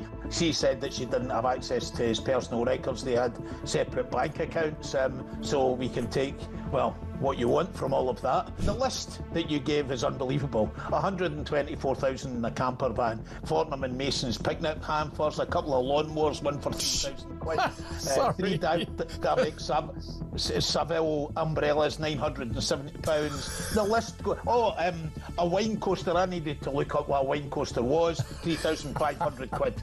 So the list goes on. When you're talking about crimes as vicious as rape, serial murder, really depraved crimes, it's quite clear to me that the usual considerations around whether you should be lenient because of this context, whether or not there should be more room for rehabilitation in that context, just don't apply. From the simple commonsensical basis that if someone is capable of doing that, they're a threat to society. But this is the thing, I don't want to take that risk. If these kids genuinely, you know, and they are kids, everyone involved's a kid. I mean, it's just absolute travesty. If they don't know that all of these things are wrong, then by definition, we need them off the street. Yeah. So there's now a label for children who skip school. You know, parents can't sort it out. In the old days, I used to think that skipping school was against the law. You know, and parents used to be taken to court. Well, no longer anymore. They found a label now, Ian, which allows them to sit at home. Again, I keep saying, on tablets, wasting their time. Wow. Universities. Let's get everyone going to university. Well, I think a fundamental job of education is to prepare children for the society they're going to live in a positive way, i.e. prepare them for a job. You've got the welfare state, I've already said, wonderful thing, isn't it? But a safety net, not a way of life. Henry Novak's last words were, "I can't breathe," as he was handcuffed, having been stabbed not only in the front but in the back as well, Okay, he stabbed him in the chest twice, stabbed him in the face once, stabbed him in the back of the leg twice. I mean, what an attack. Let's wait and see what sentence this vile piece of garbage gets. Of course, none of it of which will bring back dear Henry. May his soul rest in peace. It's just so shocking, Pete, I mean, we're so used to criticising the police for mistakes. This is the worst one I've ever come across. But it's where you've got with this woke, fluffy... Across the UK, on DAB+, on your smart speaker, on your smart TV, and on your side. This is Talk.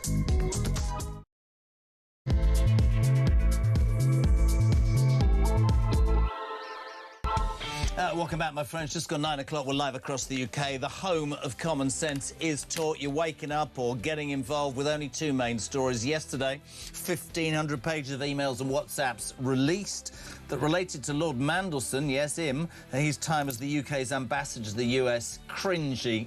Unbelievable how, as the front of the Mail said, Labour's poisonous puppet master and the £1 million cover-up. But perhaps the most shocking and rather sums up this government was Pat McFadden. Every meeting I go to, he says, all it is who can we tax to pay benefits to others? This has led the Sun today to label the Labour Party is now called the Welfare Party, which I think is absolutely spot on. So many of you utterly outraged by the fact that you go to work and pay your taxes and you end up looking at the unfairness of a situation where people are treated better when they sit on their backsides and do nothing. And as I keep saying, if you jump up and down and go, what about the real people? Yeah, the real people are missing out as well. That's the whole point. The other story that has just caused massive anger, consternation, quite rightly, is the harrowing death of Henry Novak, 18-year-old boy stabbed in December last year by I can't even bring that, Vikram Digwa, who took off his turban. He's a Sikh gentleman with a knife, phoned the police and played the racist card. The police thought, you haven't been stabbed, we're just going to handcuff you and read you your rights. Whilst this was happening, OK, the kid was dying. Earlier on, before 7, you might not have been with us. If you are, I apologise. Peter Blexley, a ex-Met police officer, nailed this. Have a listen to this. If you watch the opening scene of that body-worn camera, you will see Digwa's brother propping up Henry Novak against the wall of this house. OK? So let's just dynamically, instantly assess the situation. Imagine that we are police officers.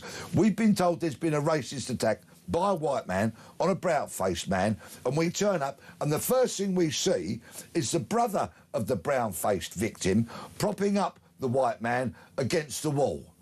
Hang on a minute, right?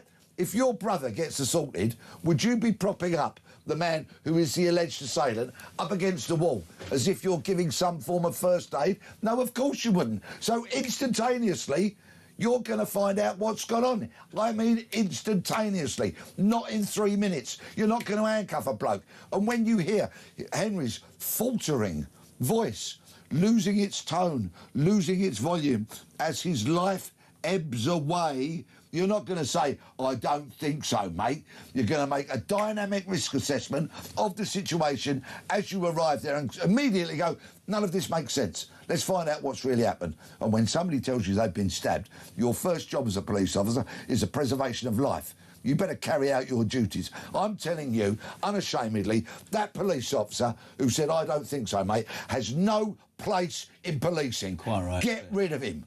Sean in Gloucester says, what dignity and strength shown by Henry Novak's family, and now the body cam footage is released. How disgusting were the police? This, my friend, is a result of wokeism, diversity and loony left madness. We are bloody furious. Earlier on, before we go to Sir Jacob Rees-Mogg, and we've cut this down, Nigel Farage, leader of Reform, I think, forget politics, spoke from the heart as a human being and articulated exactly what the majority, well, many millions of people in this country will be thinking this morning of this story. Take it away, Nigel. The most important thing that needs to change, that has to change, if our society is not to be ripped apart, where communities start to distrust each other and deeply distrust the police and all the other institutions of this country, is we need a change in culture. Enough of anti-white prejudice. A promotion of the idea that white lives matter just as much as black lives. An end to DEI and positive discrimination, but a country that treats everybody equally and fairly before the law. This is serious. This is urgent. I fear for where our society will be in a few short years if we don't grip this and do it very, very quickly. I hope this is the last time a British police force operates in this way. But the fish rots from the head down. It is up to government and police chiefs to change this culture and to start that process today. Let's cross to Westminster. A politician brave enough to brave the elements, former Conservative Cabinet Minister Sir Jacob Rees-Mogg. Jacob, good morning. Good morning. It's only a little light rain, and we are, after all, in England. What a lovely buzzing sound. Jacob, you've always been a man that speaks the truth. Nigel Farage, forget politics a minute, absolutely spot on. The most disgusting body cam footage of that poor kid, and it's time something changed, isn't it?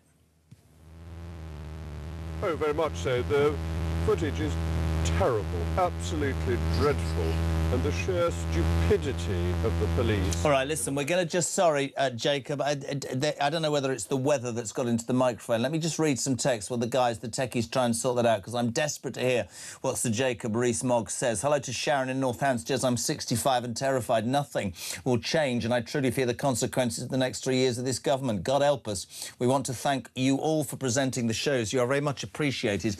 Talk has become the lifeline of this nation. Mark, good morning. He says, yes, the police have Henry Novak's blood on their hands. However, the society which spawns such baked-in attitude has been created by the Tories and turbocharged by Labour. If we do not get a political party which speaks for the good, decent working people in the next general election, I fear for the very future of this country. Ash in Slough, political policing is leading this country into an abyss. I can foresee circumstances where the police will need an army escort in order to operate like in Northern Ireland in the 70s. Back to Westminster.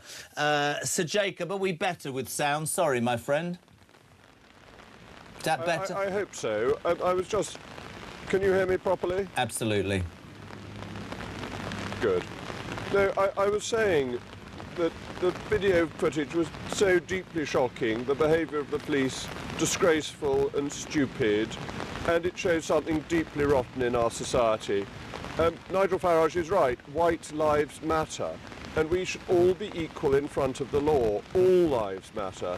And what has happened with DEI and positive discrimination is that we have made the majority population in this country second class, and that's an improper thing to have done, and it's dangerous, because when people see footage like that, it won't help race relations. It will infuriate people and risks the good race relations that historically we've had. So I think the police have been really playing with fire in this behaviour. There needs a root and branch change.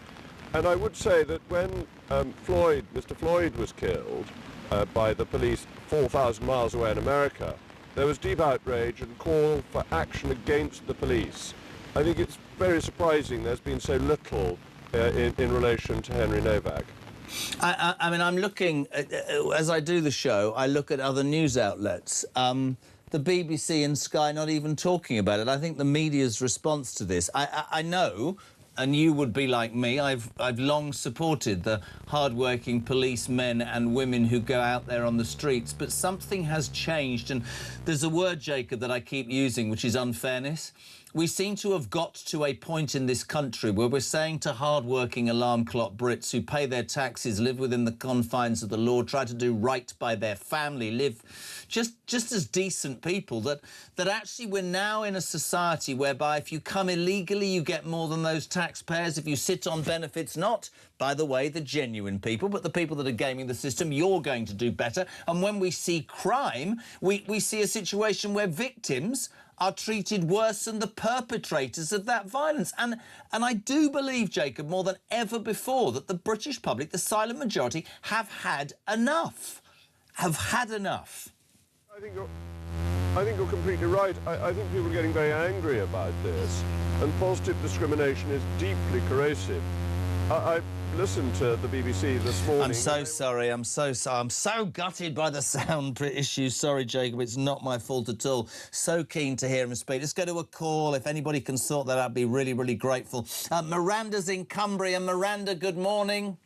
Good morning. Oh, poor Jacob Rees-Mogg standing in the rain. It's buzzing like crazy. What do you want to talk about, sweetheart? It was about Mr. Novak and the police and the family of the criminal who committed that atrocious crime. I just wondered how long they waited to call the police. How long did they wait as a family? Did it take them to get their story straight? And how long did they wait until the mum got rid of the weapon? I'm not quite sure why the whole family aren't all complicit in this, because they all, I mean, obviously somebody said, no, he hasn't been stabbed. Quite clearly he had. And for the police to say that possibly his life couldn't have been saved anyway. The thing is, it may have been. I mean, their whole family are complicit because you never know how long it took for them to get all their stories straight before the police were called. It's truly disgusting, and they are all complicit. It's obviously important for me, much as I rage, and if I see this footage again, I'm quite possibly going to rage even more. The family haven't been tried yet, and we have to understand that process. But I think there is, Miranda, I share your palpable... I cannot... And if it, you know, a lot of people will listen to talk and go, oh, you can't say that. Well, I can.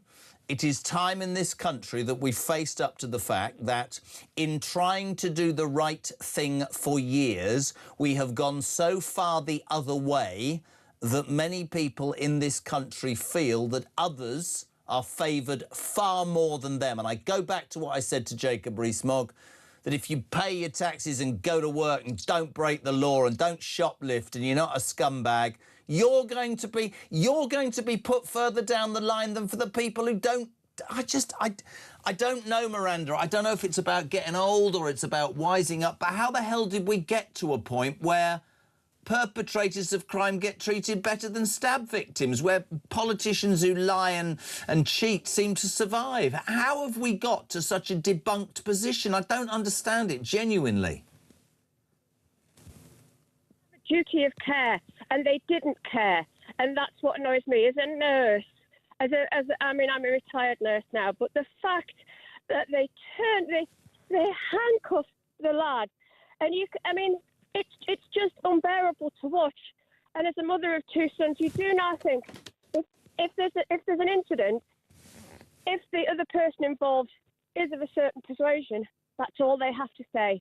And whether your son's been stabbed, battered, the police will not look at your son, even if they're on the floor and they cannot breathe. It is truly disgusting, and the police are complicit in this, and I would say they should be charged too. They have a duty of care, and they showed no care whatsoever. Couldn't agree more. Thank you. Liverpool, Jacqueline, she says, Jez, as a parent, I'm raging what is happening to our country, that a young English boy died on our streets at the face of diversity. It makes me sick. Can I ask my fellow people, when are we going to say enough is enough? Here's a story. Simon, who changed his name for obvious reasons. Just listen to this, right? So occasionally on this show, we can just slow it down a minute. Hi, Jez. I was attacked and stabbed whilst I was in bed with my 3-month-old son. 2 people attacked me. I disarmed the person who stabbed me, punched them in the forehead as hard as I could 3 times. The pair then ran off to avoid being arrested. I went to hospital and was stitched up as I was bleeding. The pair made up a story that they disarmed me and stabbed me out of self-defence. I was arrested a couple of days later. I frankly laughed at the police.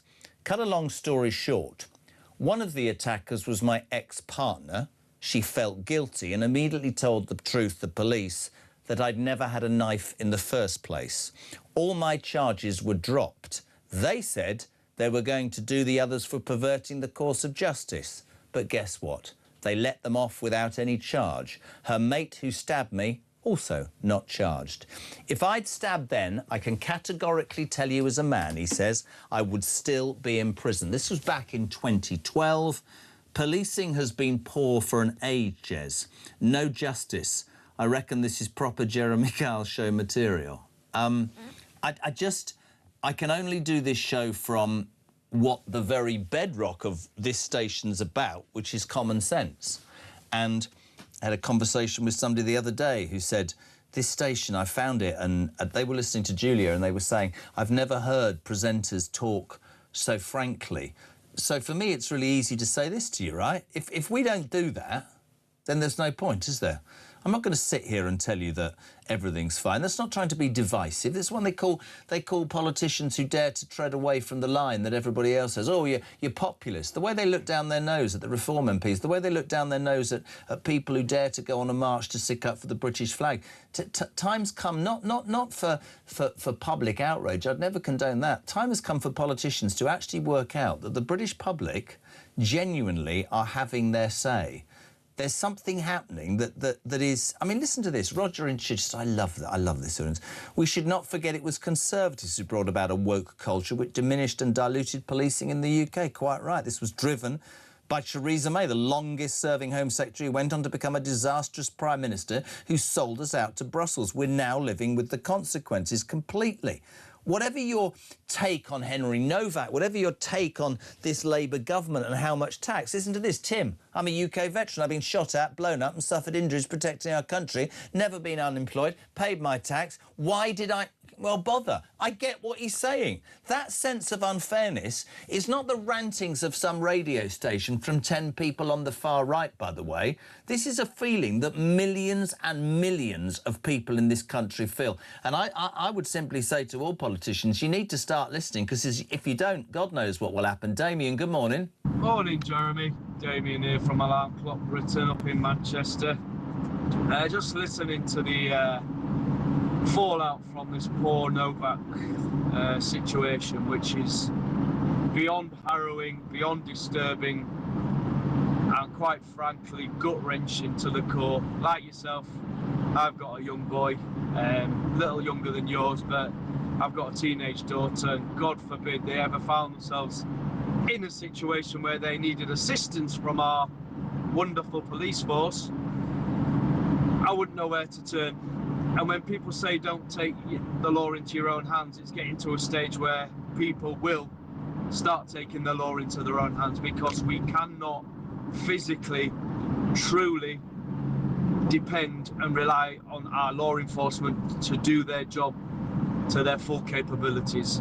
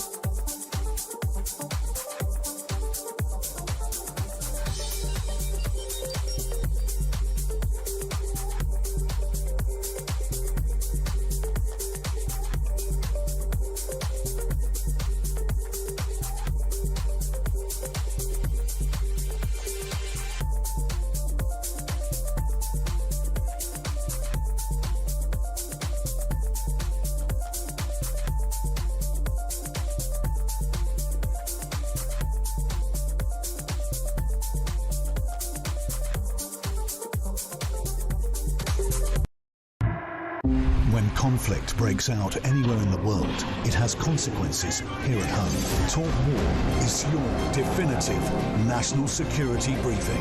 From the conflict in Ukraine to the tensions in Gaza and the latest escalation with Iran, this is where you'll find comprehensive comment and expert analysis with multiple updates throughout the day. The Talk War podcast from Talk, available on the Talk app or wherever you get your podcasts.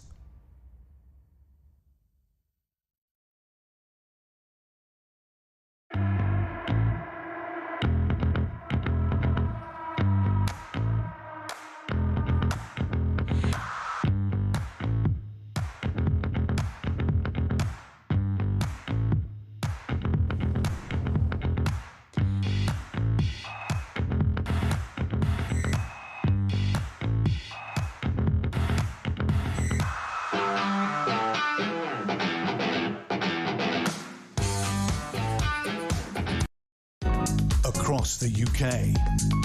On DAB+, on your smart speaker, on your smart TV, and on your side. This is Talk. Welcome back, 9:23. Julia Hartley-Brewer here from 10 o'clock. Ian Collins from 1. Dolan, Kevin O'Sullivan is on holiday, and it transpires, I don't want to be somebody who wants to spread rumours, but it transpires that he's gone on holiday to the same place as another person from the office, and they didn't know at the same time that they were booking the same holiday. Sarah, good morning. Good morning, Jeremy. It's Sarah from Croydon. I'm as outraged and upset and saddened and angry as everybody else. Shocking. I didn't know if I wanted to watch that footage, but I did. And it was as horrendous as I thought it was, in fact worse. But I'm interested to know what happened after that footage. What happened after it was cut off? What happened? What was their reaction when reality actually kicked in of what they've done, their neglect, their lack of acting without fear or favour? How did they react to that? I want to know when it actually sunk in what they'd done. How did they deal with the situation after that, the clip that we've seen? That's what I want to know. Thanks, Jeremy. Listen, completely agree with you, Sarah, and your thoughts on this story. I mean, it's so serious, it's so disturbing, it's so, I think, a mirror image of what's gone wrong in this country and where we're at. And, you know, on Talk we'll continue to say that.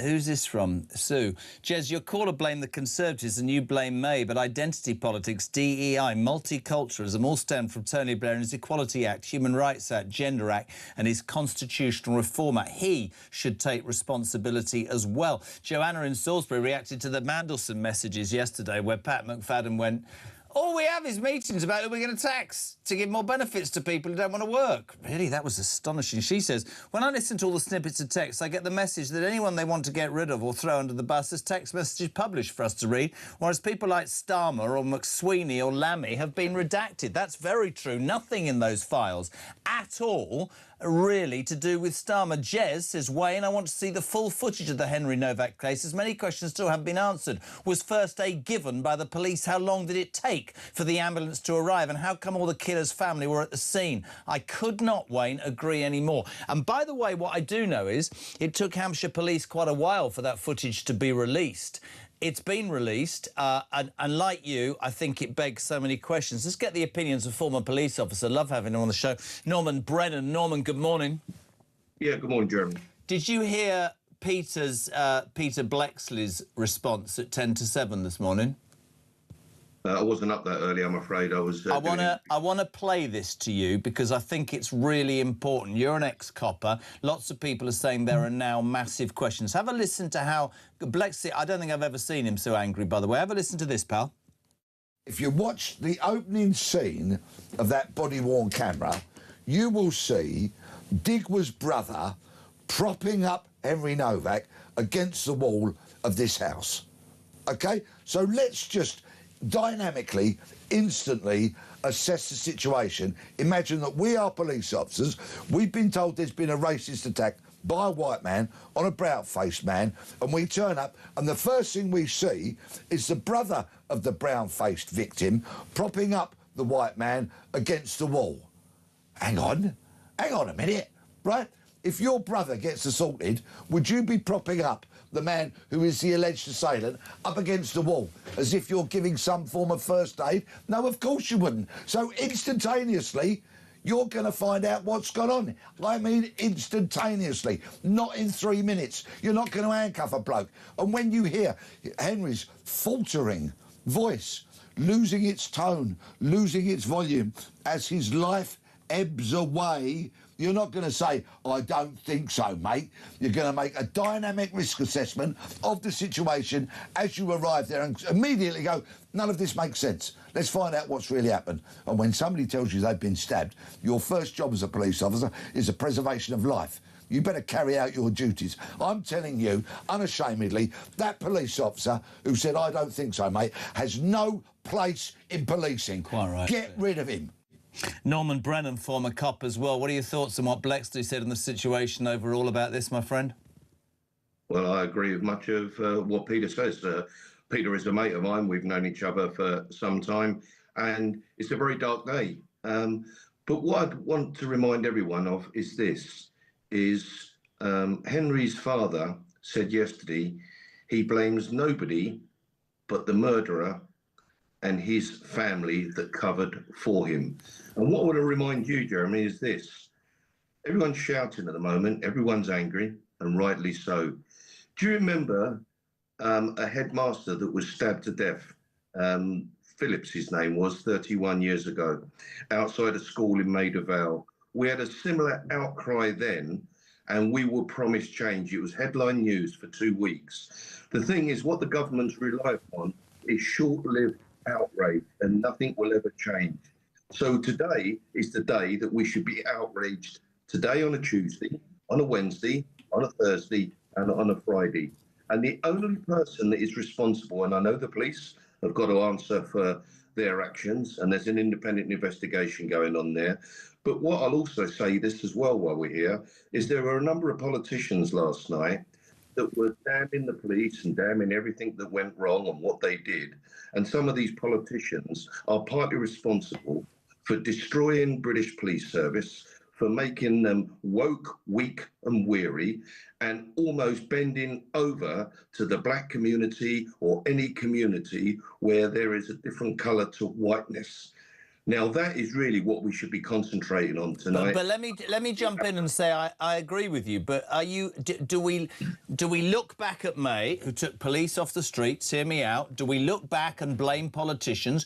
Pete always says that one of the biggest issues is the top of the police are now beset and full of university-educated people who want to get up the greasy pole, don't actually understand anything about being out on the street and getting intel and doing the job that you and he did for years, and it's all changed. There is a degree, OK, this is a really important point, there will be a degree of people, and I'm one of them, I great respect for what the policemen and women are doing, but you cannot, right, take away the government. You cannot tell me, and this is what Blexley was saying, that that copper is that stupid, that governed by his bosses or whatever else, that he just went, I don't think you have been stabbed, mate. He's got blood on his hands. I'm not in for slagging off the police in their entirety, but if that incident gets played, I think everybody would agree the guy has to be prosecuted. It is the most obvious dereliction of duty. That's what I think Pete was getting at, but I get what you're saying. How many people, right, Norman, have said to me this morning, if the ethnicity of the victim and the assailant was charged round, there'd be bloody outrage. The mainstream media aren't even talking about poor Henry Novak. Let me cut to the bloody chase. I'll tell you what, I'm sick and tired of it all. 37 years ago, as a serving police officer, I was the first one ever to break from the ranks. I predicted what was coming. The criminal justice system was failing us. Policing were failing the public. We were being failed. Government were promising so much and they were giving so little. And the poor public were the victims.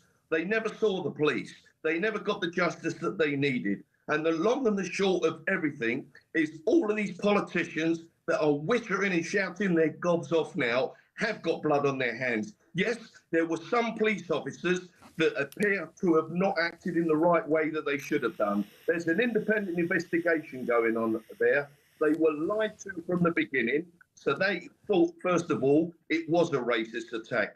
But what have we become when we turn up to every call and we're more worried about the sex, race, or creed, or disability of what we've been told to ensure that we can tick the right diversity box and do the right thing? The public deserve policing without fear and favour. And I'm sick of it. I'm getting old now.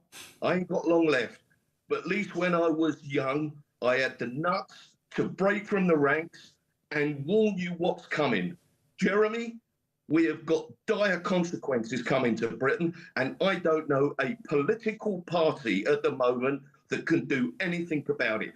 Policing is broken. The criminal justice system's broken. Probation's broken. The prison service is broken. The public don't see the police. The victims don't get the service they need. I'm sick of it. I am sick of it. And I'm really sick of doing interviews, repeating what I said when I was a young cop, risking my life trying to warn you what was coming that we're now witnessing today. No one listened, and no one will listen. And I don't know any political party at the moment, and I'm in bed with none of them, that really are going to make a change. The public have a right to be outraged today, and I want them to be outraged every day until someone in power actually bloody listens. But the question is this: will they? They never listened to me 37 years ago, and I was a bloody serving police officer that loves the public, that almost lost my life 2 or 3 times protecting the public. I'm ashamed of what I see in policing today. I love this country. I don't like what it's become. And as far as policing and law and order is concerned, I've got my head in my hands. Some politicians, they've got blood on their hands. And rather than slagging the police off, they need to look in the mirror and ask what part of responsibility they should be holding for what happened to that young Henry, 18 years of age. For him and his family, time stopped and life will change forever. His family got the true life sentence. So honest, Listen, Norman, can I ask you something? What is the answer? Because all I hear, not from you, is, we're in the mire, we've got no money, no services work, the police are two-tier, you can nick something from a shop, the judges are all thinking we're going to get rid of juries. In your brilliantly honest terms, what needs to change? And I remember recoiling when I heard that you can't call it a police force anymore because that might give the impression we're quite violent. What a load of old rubbish that is. What needs to happen, pal? Well, we certainly need to invest in 20 or 30,000 more police officers. The 9 Pelian principles from when policing was first launched. Police are on the streets. They're visible. They have a visible presence with the public and victims. That gives a reassurance. Anybody that calls for a police officer's help, we turn up. We investigate their crime. We reassure them, and we challenge those who break the law. I'm afraid to say that I don't recognise it. It's almost might well be in the history museum in a glass box, the old Beat Bobby. The public used to love the Beat Bobby, and the reason why there's so much anger towards the police and mistrust against the police now is because they don't see us on the streets. They don't feel reassured. We don't investigate their crimes like we should do. And the disaffection between the public and the police, I've never seen it so far apart. I'm ashamed of what policing has become. I love the police service. I'm still an independent voice. It was my life. And I'm almost in tears of what service the public get because they don't get the service. And there isn't a government in power. The last ones were dreadful. And this one, they thought, goodness me, it's like jumping from the frying pan into the fire. Look at what they're doing. They've decriminalised people that carry in knives under the age of 18. Is anyone talking about knife crime? Why was he carrying an 8-inch dagger? Why is it that feral kids can run around the streets now, rule in the streets, antisocial behaviour, nicking cars, attacking the public, abusing the public in the local village town centre? And there's never a police officer for anyone to be seen. So if you ask me my question, I want to see police officers back on the streets. Visible police officers, and all this bloody woke agenda and police officers and then police chiefs more interested in pronouns than policing. Get rid of them. Get rid of them. I'm sick of it. I'm sick of the public and the victims in this country being failed. They have a right. They pay their taxes. They don't see the police on the streets. Our borders are not safe. Our streets are not safe. Our criminal justice system seems to pander more to the offender than it does to the law-abiding public and the victims of crime. And they've given up. And when you've given up, and I think someone said it earlier on, it's a bit like the law of the jungle. People will start taking the law into their own hands.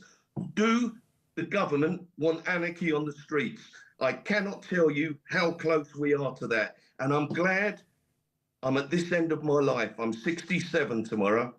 And I'm ashamed that when I was in the job, I loved it. I turned on to every call. I promise you, I gave the best that I could and even more because I set up a charity to look after homicide families and I'm a lead knife campaigner in Britain. Do you know what, Jeremy? As an old man, I now can't look to my police colleagues to protect and reassure me like I've been dedicated 31 years with two brothers. Okay. Shocking, but as honest as you always are, Norman, and genuinely, mate, you know how much I love having you on. Thank you. I think your words will resonate with many, many people. Norman Brennan, former police officer, just frustrated, angry, bitter, twisted. Pete in Stoke, the police should uphold the law regardless of race, religion or favour, and politics should come into it. Just do the job as it should be done amid this lawless, broken Britain. So many of us would agree with that. Quickly, some breaking news. Former SNP Chief Executive Peter Murrell, who has admitted embezzling £400,000 from his party over a 12-year period, is due to be sentenced on June the 23rd. Is he in court right now? That's what they're telling him he's being sentenced. He looks very, very different to the man that was spending £2,000 on a couple of salt and pepper grinders. There we go. Kevin, good morning. Morning, Jazza. Kevin in Sheffield. I'm almost in tears since seeing that footage of Henry Novak. It's absolutely shocking, heartbreaking. But I'm also nearly in tears this morning after Nigel Farage's statement, because he speaks for me, and I'm sure he speaks for a lot of people in this country. And you know what? I haven't a clue how we're going to change it or if it'll ever change. But God bless Henry Novak, and let's really hope we can change things.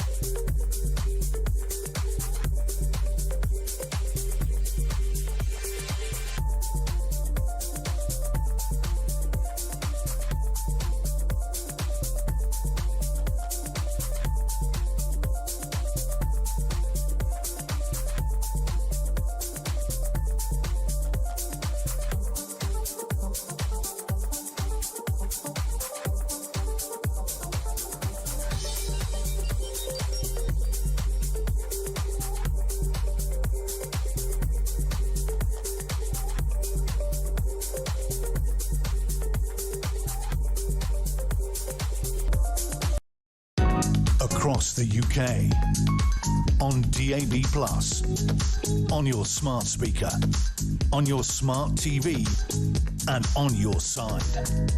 This is Talk.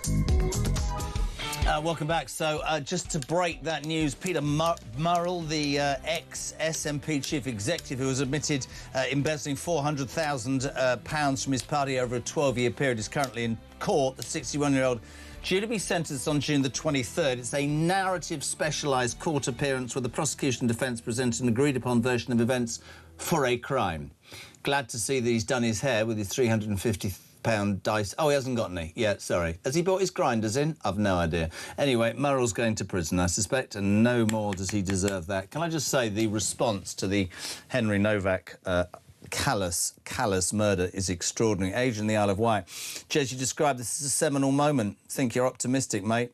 There have been so many seminal moments, but nothing changes. What is needed is a complete revamp of society and a general election pronto. I try and balance what I do on this show. We heard Nigel Farage talking about enough anti-white prejudice. We heard from Peter Bleckley giving his take. We've spoken to Sir Ian Duncan-Smith, his discussion about the Labour Party. He described Pat McFadden as a decent man, despite that text that said, every meeting I have, All that they talk about is who we can tax more to benefit others. Let's say a very good morning to a man who I like, but will disagree. Forum advisor to Tony Blair, John McTernan. Good morning. How are you? Morning, I'm very well. You cannot possibly, my dear friend, tell me you are going to support this government now, because the Sun newspaper, I think, is spot on. The Labour Party's dead. You're the welfare party, aren't you, John? Do you know what? Do you know what the welfare bill is being spent on? Pensioners. Pat was right. We need to stop raising taxes to keep on increasing the pension. It's time to end the triple lock, isn't it? Is that your answer? Yeah, because that's where the benefit bill is ballooning. It's nowhere else. It's not ballooning to keep kids out of poverty. It's not. John, ballooning. I really like you, but you cannot say that a bill that is £331 billion and is now £2 billion more than the Exchequer gets in tax from people who work is down to the pension triple lock. It is down to giving people money for sitting on their backsides doing nothing. Your own party have admitted this. It's the elephant in the room. Pat McFadden said, and I quote, that the Parliamentary Labour Party won't deal with it because they're terrified of upsetting their constituents. But he and other people know that the benefit system in this country, whilst on the surface a very good idea, we're spending, what, £5.38 billion a year on asylum systems and refugee support. You've got to accept that that welfare bill is too big. I'm not just blaming your government, but you've exacerbated a massive problem. I'm agreeing the welfare bill is too high, which is why we have to break the triple lock. The amount of money going to pensioners every year, the ratchet effect, is the thing that's driving up the benefits bill, and that needs to be discussed. I get that. Do you not think that the benefits bill's going up because, let's say there's 9 million people on benefits? What I'd love is a response to this. I love the fact that we pay tax to help people who are genuinely disabled and are genuinely incapable of work. But why will nobody on the political left accept, genuine comment here, that there are people gaming the system? They don't get seen face to face since COVID. They are playing the system, maybe working on the side, and that money is being taken away from people who genuinely need it. So why doesn't the Labour government tighten up the system? We disentangle it. So first thing, I think we'd all agree that children shouldn't be in poverty. And so the Labour government has decided to lift the two-child cap, and that means that more children will be taken out of poverty every year. And there is no justice, it's not at all British to say that kids should be in poverty. So that, I think, put that to one side. And in terms of working people who are claiming benefits, we've got incredibly low levels of benefit for single people. If you don't have kids, you don't get very much benefit, and you also have incredibly strong conditions, and those conditions are to get you to be actively seeking work. And 30 to 35 hours a week, you're meant to be giving proof to the DWP that you're actually actively looking for work, and people are actively looking for work. And then you come to your issue. No, they demonstrate this every week to the people in job centres. And John, they don't have to go to the job centre anymore. They can say, I've got anxiety. Let's talk about what you said about children in poverty. And listen, we know each other. You're not going to agree with this. I don't care. It's how I feel. I genuinely do not believe... I believe that people should have the chance to have children, but I think we've got to a point in this country where we need to say to people, if you want loads of children, go to work and pay for them. Don't have kids when you're not working and say, my children are going to live in poverty. What do you say to hard-working Brits, hear me out a sec, who pay their taxes and go to work every day to pay for their 2 kids, and see people with 5 kids and a Sky Dish and a new car sitting at home or going on holiday? It's not fair, man. You know that the majority of children in poverty have actually got working parents. So the system has failed those children because not enough support is given to workers who go to work and still don't earn enough money to look after their kids decently. So the majority of kids who are in poverty, I'll say it again, are in poverty despite the fact their parents are working. And this is a huge issue. It's why the minimum wage had to be raised, but it's also why you have to take the two-child cap off benefits. And let's come to a specific case. You cannot say to people that they have a problem because the number of kids they have. Say they're working for steelworks and the steelworks closes. What do you say? I'm sorry you had No, a you've good working used class a job. You very had a good clever. work- I'm no, not. I'm you had a not. good- you I'm had a not good working saying class that. job. I'm talking about the long-term unemployed, which you won't accept, who continue to procreate with no desire and no pressure to work. You talked about. This is a really important point, right? You talked about. You said about, you know, that Labour is the working party and working people. Tell me why you believe in a system that says we are going to bail out every single person, hear me out, whether they're unemployed or allegedly ill or allegedly this or allegedly that. We're going to bail them out too, and this is what I want the answer to the detriment of hard-working alarm clock Brits who live within the confines of the law and pay their taxes. Because you can look at me and go, oh, Kyle's ranting again. Mate, your party and the Tories before are missing out that there are millions of people who have one word about what's going on right now, and it's unfairness, and they've had enough, John. They have. Look, I'd never say you, never ever accuse you of ranting. I think you've got passionately held opinions. However, what I would say is this. One, we're a Christian country. We shouldn't leave people destitute. It's wrong to leave people destitute. And secondly, all of the system, actually since Peter Lilly was Social Security Secretary, so since the 90s, since the 90s, early 90s, all the system, DWP, DSS before, have been focused on finding ways to support people into work. We have an issue, which is the AI, which I think is far too embraced by our government, Labour government, far too embraced by Tony Blair at times. That AI is bringing in a freeze on jobs for young people. It's hard to enter the labour market at the moment. And what you have to do is, I think Alan Milburn's right, you have to work with employers and work with individuals. I don't know individuals who don't want to work, because if you go back to... You don't know individuals who don't want to work? No, because we're actually a hard-working country. I don't agree. I believe that aspiration and hard work, which were the bedrock of this country, whatever your political persuasion, have dissipated because we have bent over backwards, not for the genuine people, to say to people, do you know what? When I left school, I don't know how old you are, I'm older than you, you went to college, university, or you went to work. You cannot and will not convince me that now there's a fourth option, which is to sign on. It was never meant for that. It was one of the greatest inventions in the modern world for a society to say, we're going to help those that can't help ourselves. Let me ask you one other thing very quickly. Go on. The Mandelson stuff yesterday, the Labour Party's dead, isn't it? I mean, completely dead. What did Pat McFadden say? Who can we tax to pay benefits to others? It's over, mate. No, look, can we go to the Peter Mandelson thing? The appointment of Peter Mandelson was unconscionable, indefensible. I do not know why you'd appoint somebody who, on the public record, was staying in a convicted paedophile's home, because the convicted paedophile's home was empty, because the convicted paedophile was serving a sentence for trafficking girls for prostitution, right?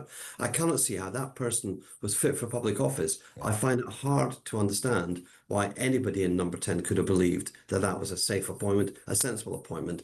And the reason why Keir Starmer's authority has evaporated is because he backed Peter Mandelson. And what we're seeing now is the aftershock of the earthquake, the aftershock of a really bad decision, and Keir Starmer's going to pay the ultimate price for this. Can I ask you, as somebody that's close to Labour, and I'm fascinated because you're very honest there, and I appreciate that. Answer me this, right? This isn't the most technical question. I sit here every day and I think to myself, like you, and then I think, what has he got stuff on everybody? This man has been fired, sacked, let down, spied about. There is nobody with a bloody brain cell, John, that would have quite rightly, as you just said, gone, do you know what? He'd be a shoo-in. How much dirt has he got on them all? Why would Starmer die on the altar, genuinely, of Peter Mandelson? I don't understand it. I'll tell you my own view is it's like having a toddler who keeps on wheedling and whining and demanding something. So he tried to become the Chancellor of Oxford University, failed.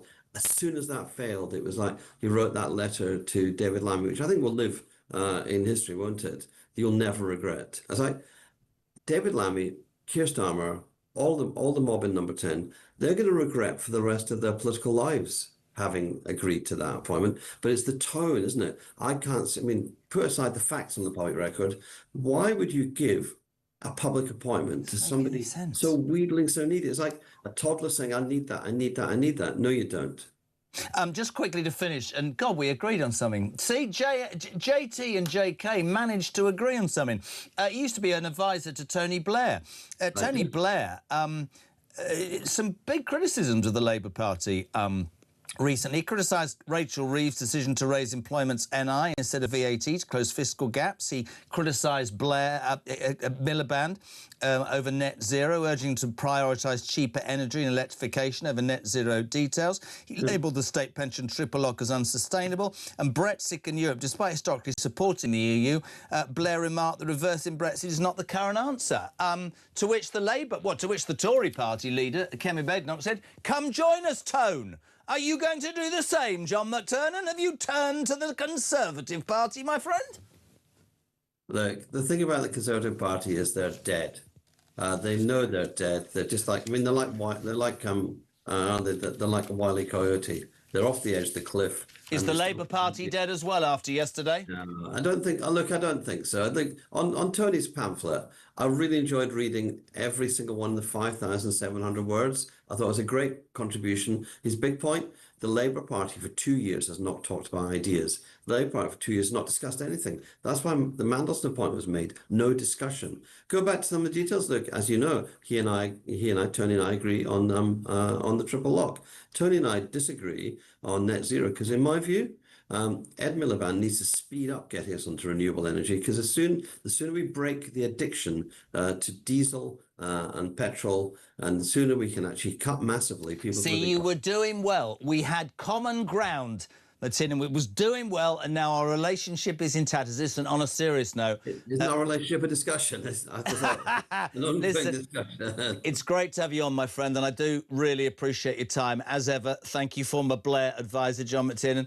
We wouldn't agree, but that's what this show is about. What is it, 5 to 10? 0344 419 1000. Julia Hartley-Brewer next.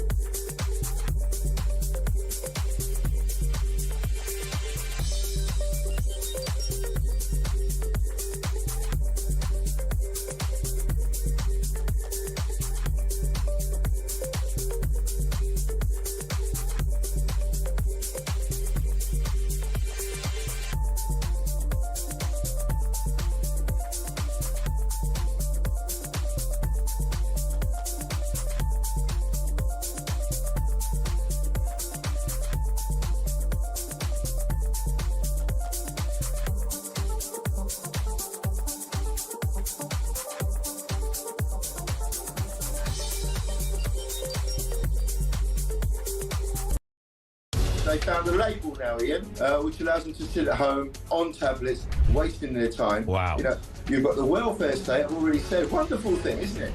But a safety net, not a way of life. When you're talking about crimes as vicious as rape, if someone is capable of doing that, they're a threat to society. If they don't know that all of these things are wrong, then by definition, we need them off the streets. This is the worst one I've ever come across. But it's where you've got with this woke, fluffy, liberal, progressive nonsense about anti-racism.